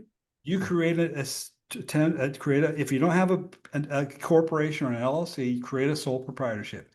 It's nothing more than, you don't even have to file one technically to have one. And mine might be TJ Mars Enterprises, and I even opened a checking account for it. But I run almost everything through that, and then all my expenses are part of managing the business. The business of TJ Mars is a business. Okay. Yeah. I have some deductions, right? But also there's a lot of things I do. Like, man, my employer, I'm going to go to the union because they aren't paying me enough money. I said, no, why fight all that? Why don't you just say I'm worth $50 an hour and they're only paying me 25, and I work 40 hours a week. Let me see, who's got a calculator, right? Do the math for a year of getting shorted $25 an hour full time, 60 hours a week.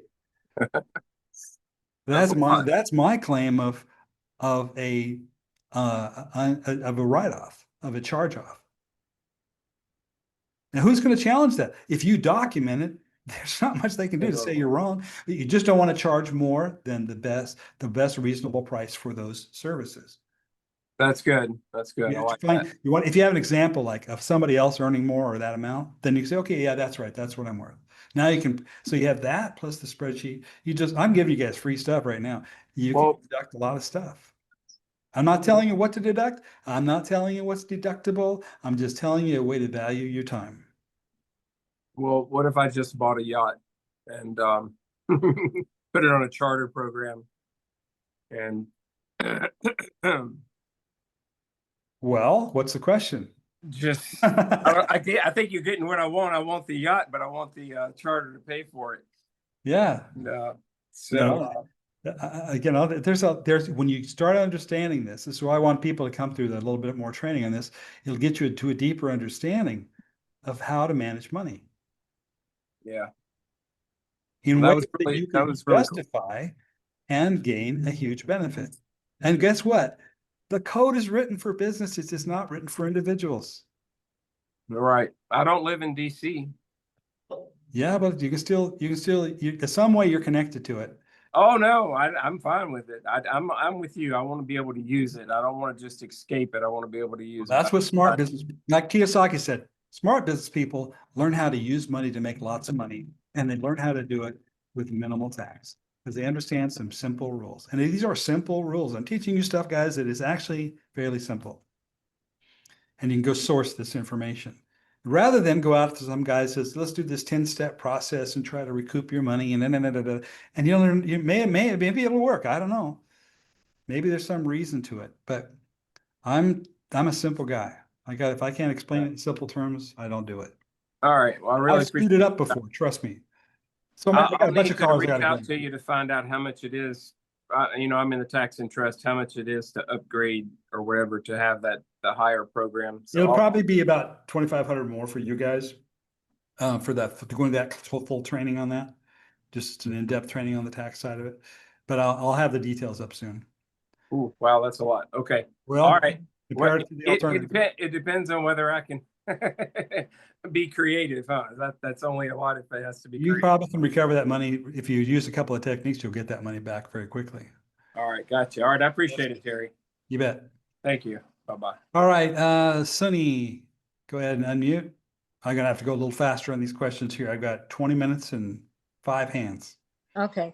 So I'm in your tax program right now, and then I use the new letter that you put in there to not have taxes come out your check. Yes. It worked. So I'm going to get my first check tomorrow without all those taxes coming out. How much would you estimate per month that's worth? What do you mean, like? Let me do the math, like how much more money would you receive now that you have that in place? Probably, I want to say like an extra 2K, honestly.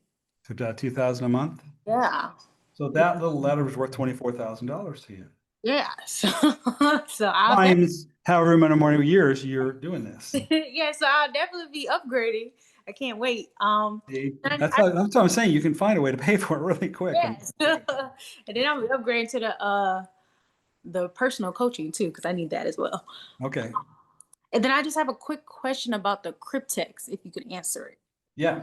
So you were saying, so say I put like my initial deposit is 1,000. Will I still be able to make an initial deposit after that until it Yeah.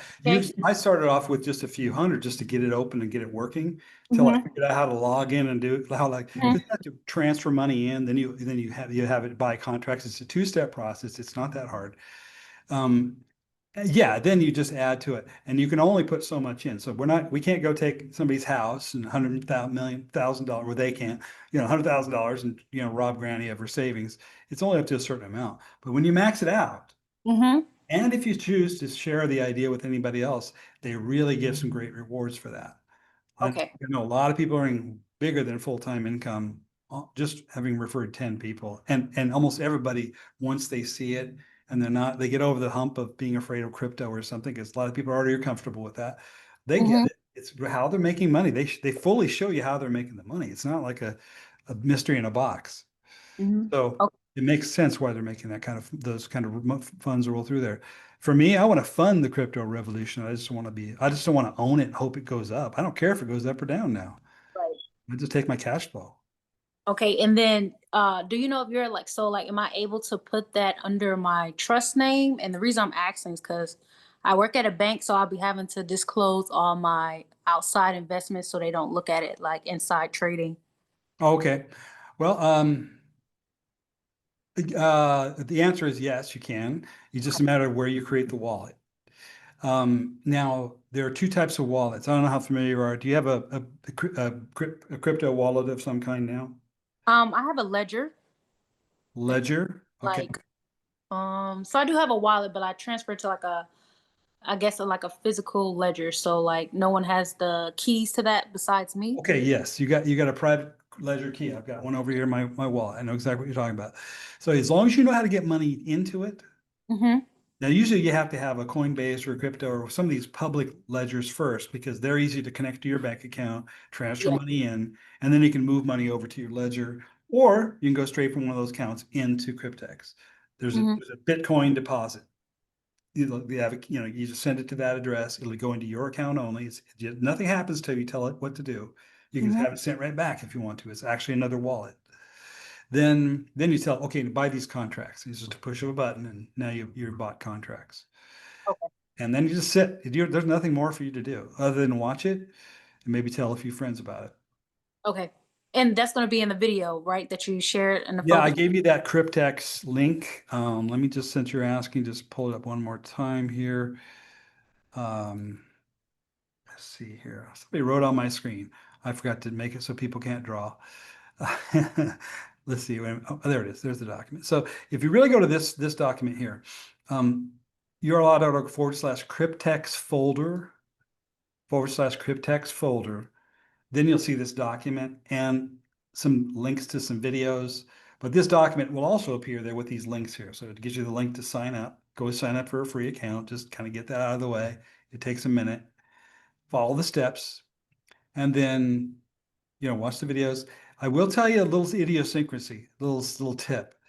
It's a really secure website, which means you can't, it'll try to stop bots from logging in, things like that. So what it does is when you go to cryptex.com, and you can do this on your phone, on a web browser, on your phone, or on your computer, that's where you log into your account after you create one. If you try to click the button twice, it hangs up on you. So just be aware, and it'll say, well, you got to wait 30 minutes, then you can try again. So when you click on it, sit there and wait, and you'll see the little progress bar happening. Just wait. Don't get in a hurry. Don't navigate away waiting. Just wait a minute or two, and then boom, you're in. And when Okay. you're done, you have to log out. Don't just close the window because it'll leave you logged in, and it won't let you log in while you're logged in twice. So that's the only thing. It's just it's not there's not a problem with it. It's just a way it manages security to make sure bots can't log in and people can't log in twice and things like that. Our website has a little bit of that too. It annoys people, but at the same time, it also prevents hackers. So just keep that in mind. All right. Okay.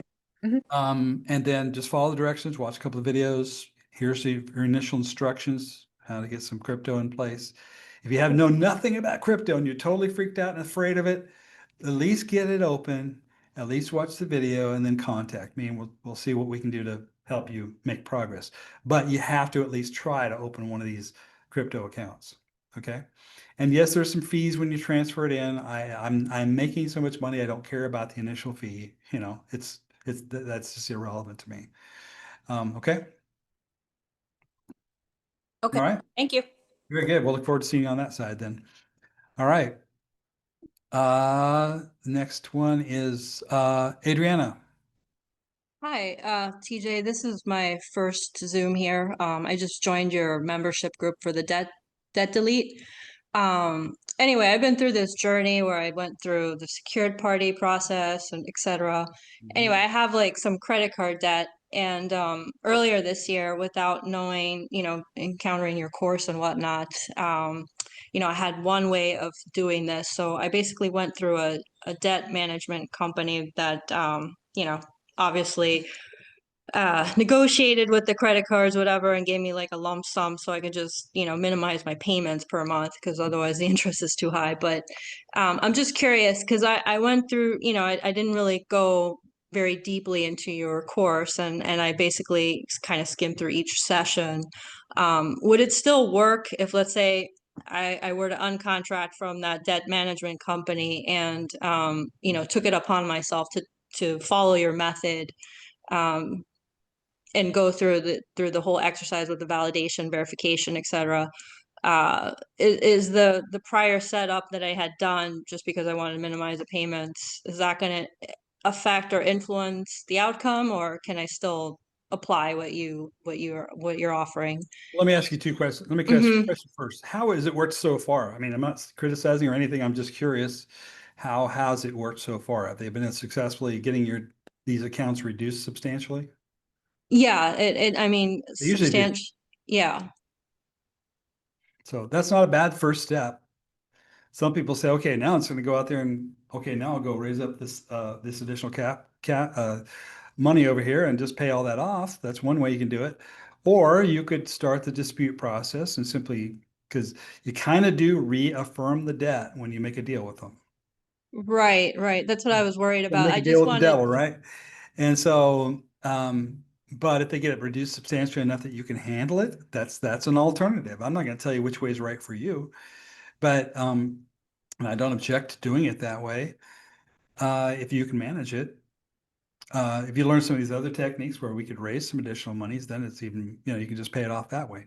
Or you can go ahead, you can at any time start to validate the debt. okay, I might start with like maybe one of the credit cards, because I could take they have settled it with like maybe two or three of the cards. But there's probably one or two that they haven't really settled, and so maybe I can start with that instead. Yeah. But It's up to you. They probably won't agree with what you're going to do. You're not looking for them to affirm it. You're doing your own good faith understanding of what to do. And people will try to steer you different ways. And so just be advised of that. That's probably, you might encounter a little bit of that, but maybe not. Maybe they'll say, okay, whatever, it's your choice, you know?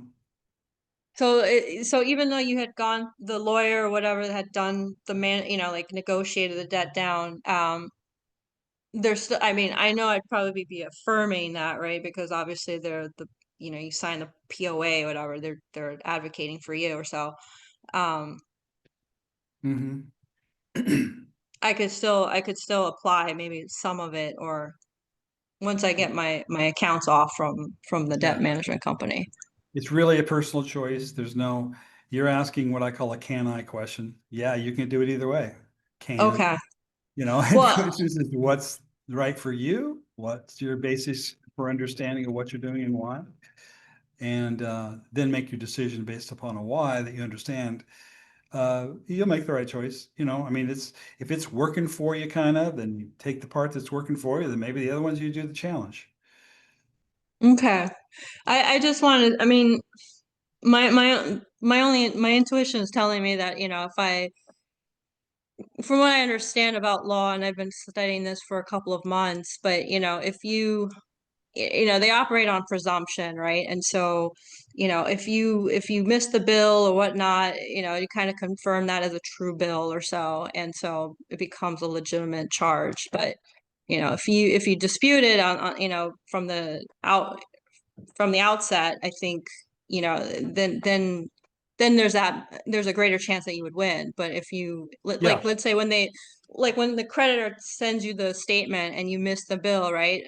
If like silence is acquiescence, right? That's one of the correct. maxims. So What we that's do to them, where, they do it to us. We just play the same games. Yeah. right. So um from that understanding, I just want to see if I could still have a winnable case, even though I went through this route. Like if I had this information You have, beforehand, I would have done it again, I can't tell differently. you what will happen. All I can Mm-hmm. tell you is your position is stronger if you start with something and you stick with it. If you waver from it, and this is one of these things where I sometimes dig stuff out of the Bible that actually is telling you this. They actually follow these rules. If you're double-minded, you're weak. You can't Right, follow. right. So in other words, double-minded means indifferent, or you want it both ways. Boy, that usually doesn't work out. Yeah, no, I agree with you. Yeah. I was just curious. I apply that principle because I can't tell you the answer. I just have to apply that principle. When I see people say something that indicates that principle in action, all I can tell you is it's a weaker position than a stronger position if you try to do both. You do one or the other. And you're taking the right approach. You're taking an individual debt, maybe and applying it one way and another debt another way, whichever. Okay. All right, I just want to get your opinion on it.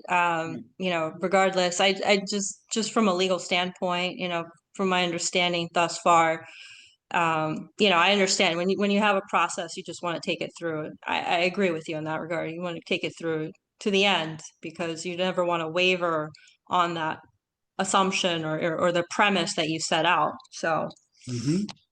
yeah. Anyway, I yield. Thank you very much. You And bet. I Thank really you. enjoy your course, by the way. It's Thank you. I definitely want to my other question is I signed up for the debt delete, but I actually think I want the trust as well. I can Yeah, still yeah. upgrade, right? Yeah. You just, once you do that, if you're paying the monthly goes away. It just becomes an annual, covers you for the year. Okay. I did pay like the annual for the debt delete. I just Oh, wanted, do I pay the difference for the trust if I do if you the pay it within 30 days. within 30 days? Okay. If you have other questions, send me a question. That's through support. Okay. If you're not sure, just send us a support ticket. We'll see if we can sort out your situation. Just tell us your circumstances. Okay? All right. Thank you very much, TJ. You're welcome. All right. Thank Thanks. you.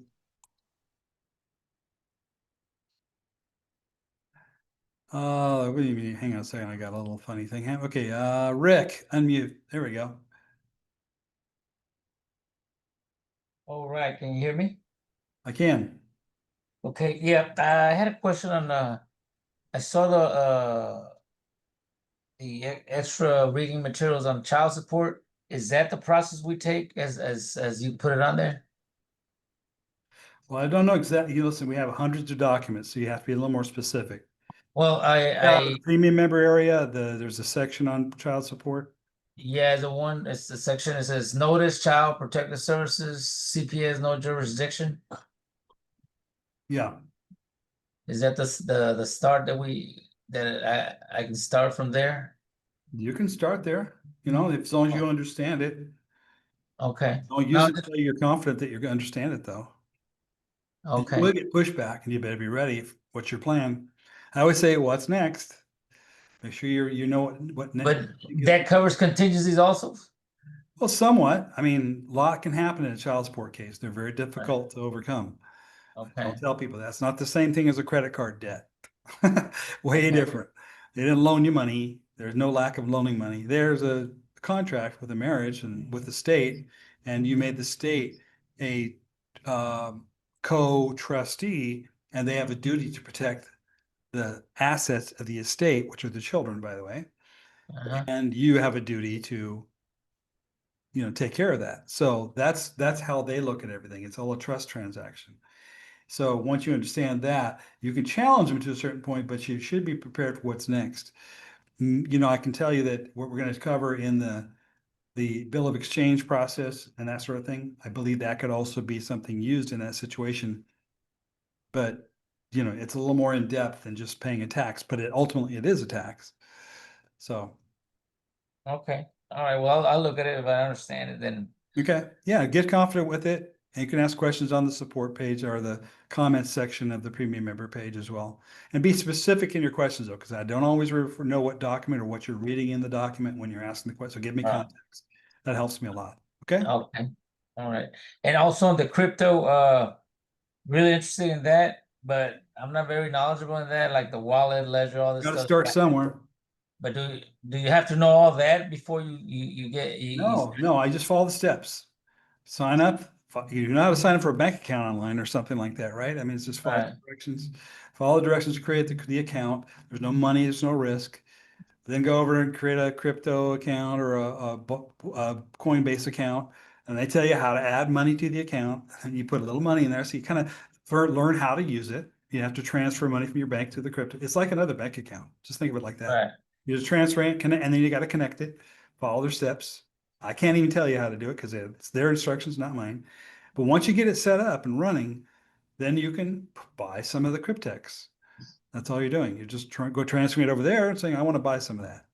And after that, you just sit back and wait. You make it sound so simple. Well, it is that simple. It's a few steps. And a Yeah, lot but of I'm saying, you not don't to be know a what you're computer buying. expert, but you got to know how to sign up and use a basic, like online. You know how to use your email. You know how to use your banking. Well, it's kind of like learning that stuff. You just got to. No, go through What it. I'm saying is, once you put money in there, then what do you know what to buy? They'll tell, it basically will, if you don't know how to, once you get it deposited, you get some cryptocurrency deposited to this cash account that's within Cryptex, they're going to Uh-huh. say, what do you want to do? Right? Okay. Then we'll tell you, that's where I can give you a specific answer. Well, if you got this much, tell me you want to buy a 3 and a 6 and a 5 or whatever, whichever contracts, you just click a couple of buttons and follow their steps and they'll automatically set it up. You just tell them which Okay. one you want. There's a button you click. I want this. I want 5 of those. I want 4 of those. You want to invest it all and put it in there. And then sit back. And then as you get more confident, add more up to the max that you can add. The max is 8,000. Huh? You said the max is 8,000? Yeah, roughly. I think they raised it a little bit to like 99 contracts now. I think I don't offhand, I don't remember what they just said, but it's about 99 contracts. So it's like $100 per contract is what you actually do. When you see Oh, the video, okay. explain why it's $100. It's really interesting what they did. And it, it's almost too much information, but the guy that explains it very well in the video, better than I ever could, and how you buy these contracts. And then you just sit back and watch it. Just sit back and go, let's see what's going on today. There's my balances. There's what it's rolling up to. I can't pull that money out, those big numbers. I can't pull all that out. That stays in the contracts. But the part that's on the left there with the that has the information on, those are like commissions and bonuses that are cashable. That's in US dollars. I can withdraw that. And there's what that 2,600 is how long did it take you to raise that? That was actually yesterday. I only had 300 some in there. So I just added some to the account and 1 or 2 other people ordered an account and there's my commission I pay out. I can pull Oh, out if I want. It all didn't right. take much. All right, that's all I got. Thank you. If you're looking for a career change, take the time to learn a little bit about it. Follow the directions and, read the FAQ. You'll figure it out. There's literally hundreds of thousands of people in here who had no clue that are doing it. Okay. All right. All right. All right. See, and use this instruction sheet I gave you. It'll give you a good start. Okay. Let's go back here to Zoomy. Oops, where's my window? Dropped my thing. Sorry, I just opened the wrong window up. All right, so let's go to Marcos.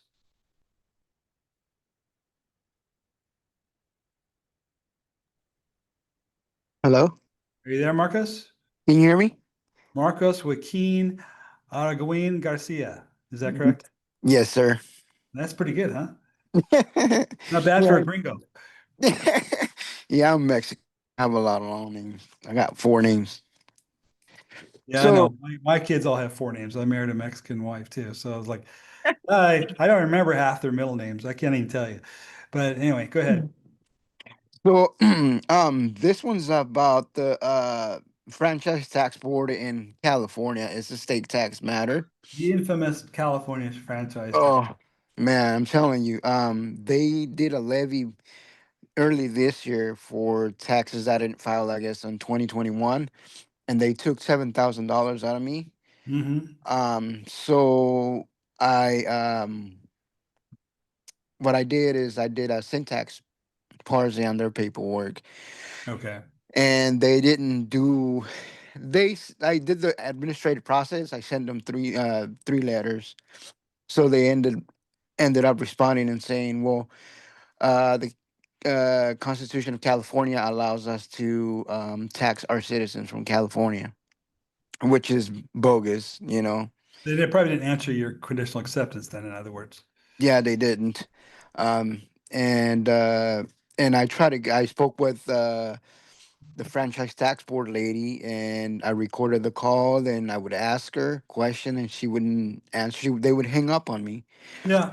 Um, and then I just let it go because I had to work and I didn't have time to do all the paperwork and stuff. And now I have a letter here from them that says that they checked their records and they didn't locate my the 2022 California income tax return, and that I might have a requirement for the 22 to file Okay. So I don't know, if I can get a little bit of advice in which way to go. I do know how to do parse. Okay, Um, let's drop the parse part and all that stuff for right now. There's a reason I okay. kind of dropped some of that because ultimately you can only take that so far if they don't respond quickly. And usually with taxes, it's just a matter of there's a contract somewhere that says you're going to pay it. Right. It's an all employment contract or a W form or whatever. Yeah. How did this tax come about? In other words, it started with a federal tax return, Right. and then it became now you have to file your state returns, correct? Yeah, correct. But Yeah. when I do the tax software I do, it goes, oh, no, what state do you live in? Oh, do you want us to help you prepare a state return? Because the state return takes the numbers off the federal return. And Yeah. basically, if you were all good on the federal return, or if you had no taxable income on the federal return, you would have none on the state return. So my question for you is, what year was this, 22, 23? Yeah. Well, honestly, to be honest with you, I haven't filed taxes, whether it's federal or Okay. state. Okay, that's Both of why you have them. a problem. All right.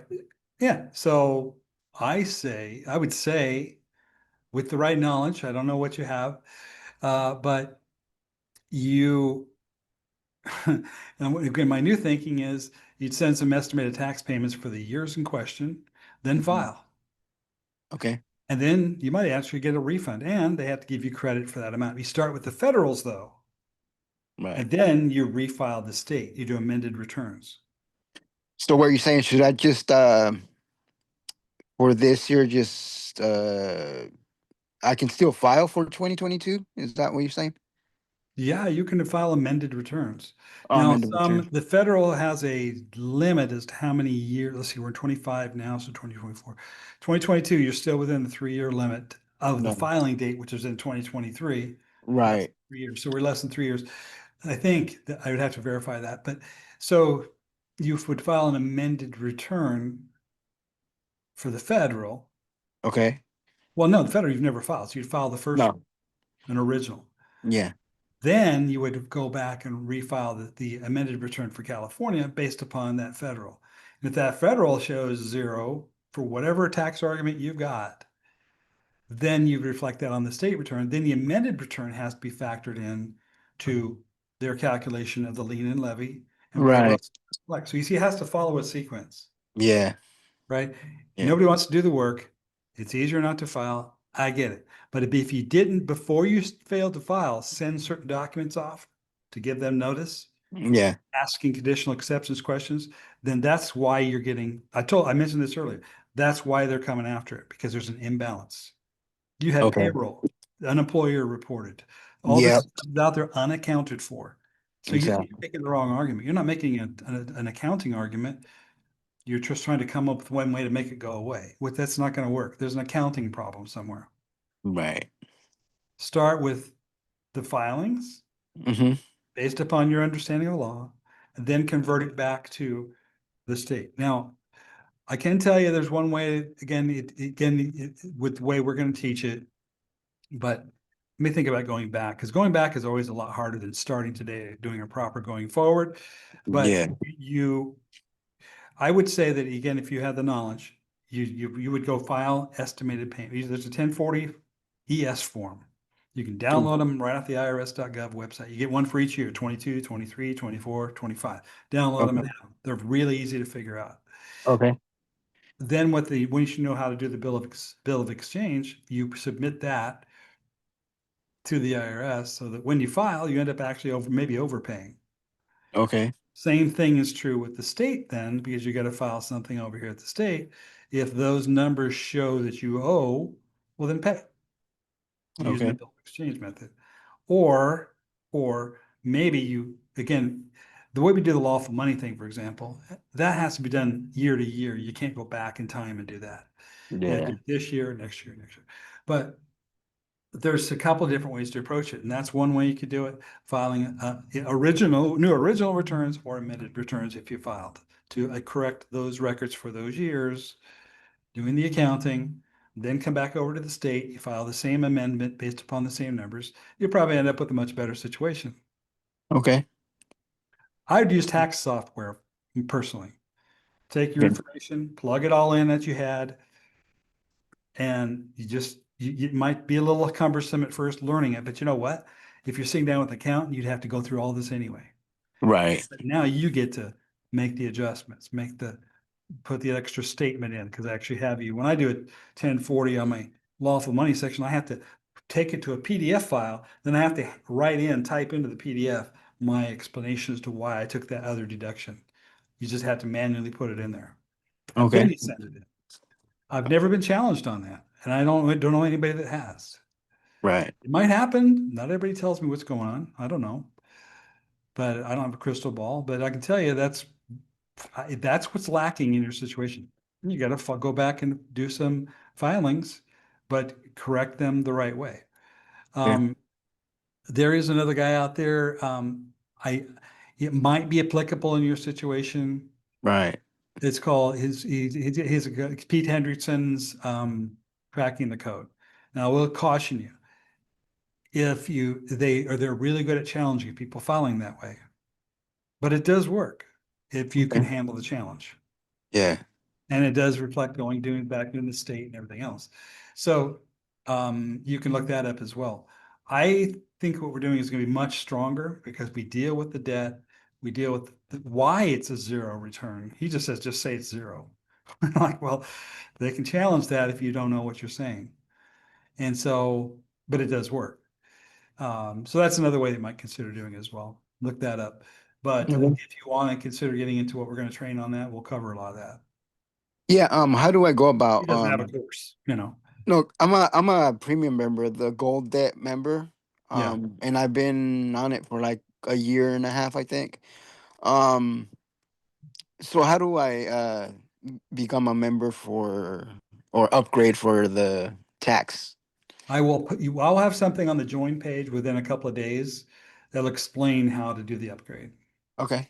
I don't have it done yet. I just kind of, I intended on doing it today. It's one of those things where I got another task that I had to go take care of and it took way too much time. So I just didn't get it quite updated yet. We'll have some language up there and a process for people at different levels to upgrade. So you can get in this new class, and then we're going to hold some live training classes so I can record it and really go through the Q&A with everybody and explain what the law actually says, why you can use a bill of exchange, examples, what an amended return would look like, what an original return would look like with the lawful money, all that kind of stuff. We'll kind of show you examples of.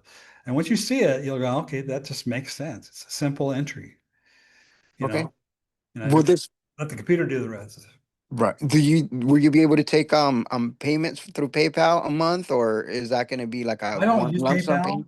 I don't use Okay. PayPal, so it would be the credit card, or if Or you take debit card. crypto, we'll take crypto as partial payment, or Yeah. if you got a unique situation, let us know. But Okay. we don't like to do payment plans. Doesn't Okay. work out when you hand out this kind of material. Yeah.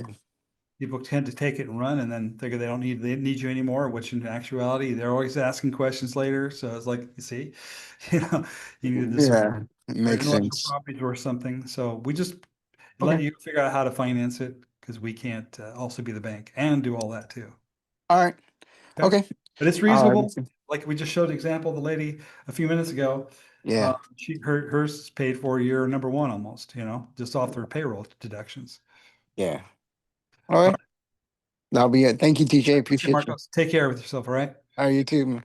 All right. Jed, you're next. Hey TJ, I'm just interested in setting up an SSM, and I'm wondering if you have information that I could tap into to learn more about it. Well, let me ask you a question. Why do you want an SSM? What do you think you want it? Just it's I have a ministry I'm just starting. Okay. Well, the only way we give that information, do that now, is we have the tax and trust package has in there how to create the trust that does it. So there's Okay. information in that package on how to do it. Okay. We don't set just the ministry up because what we found is over time, people need ongoing support. There's more to it than just setting up the documents. You have to operate it a certain way. You're going to come up with tax issues, asset purchasing issues that aren't covered by a ministry by itself. You got to know how to do multiple entities and things like that. So that's why we made it part of a more comprehensive package. Okay. All right. Sounds good. Thank you so much. All right. And that's on the /join page. Any other questions? We are over time, but I think we got everything covered here. This will be put up as a recording. Again, we'll put this up on the premium member replays blog. Again, you go to the blog section of the website, and that's where you'll find, let's just show you where that is, blogs. Now, you won't find it here because I'm not logged in. But if I was logged in, it'll show you the replays page. Okay, the member meeting replays. Again, it doesn't show here because I'm not logged in at the moment, but that's basically it. I will go over to the join and upgrade page, and I'll have some more information here. It'll be down towards the bottom of this page because it is going to be an option change to what we're offering here a little bit. So, and it'll depend on where you're at. If you're a monthly premium member, well, it's just going to be an upgrade that'll replace your premium membership. If you're in the delete debt program, paying monthly, that'll go away, and it'll just simply be a one payment for the whole package. The combo package does that now, but we're going to add this add-on to the combo package, which gets into much more depth on this tax stuff and instruments and so forth. Okay, so just wait till we do a little update here. This is still going to be here. This could be a new option down here. Okay, right now it talks about the private coaching option, which we still can do, but we're actually going to kind of lower the overall price that costs to just do a training package. So anyway, a lot to explain there, but you'll see that in the end, it'll even be a better value, and it'll pay for itself quick. That's the bottom line. So watch for that. Go check out the Cryptex stuff. In the meantime, again, go to /Cryptex folder, and you'll get this information. Okay. After you sign up, after you create a crypto account, after you open your Cryptex account, then you can send me questions. I just want to know you get that far because that's pretty basic stuff that most people can do. Otherwise, I think that's about it for today. I appreciate you all being here, and keep an eye out for news and updates soon. Okay.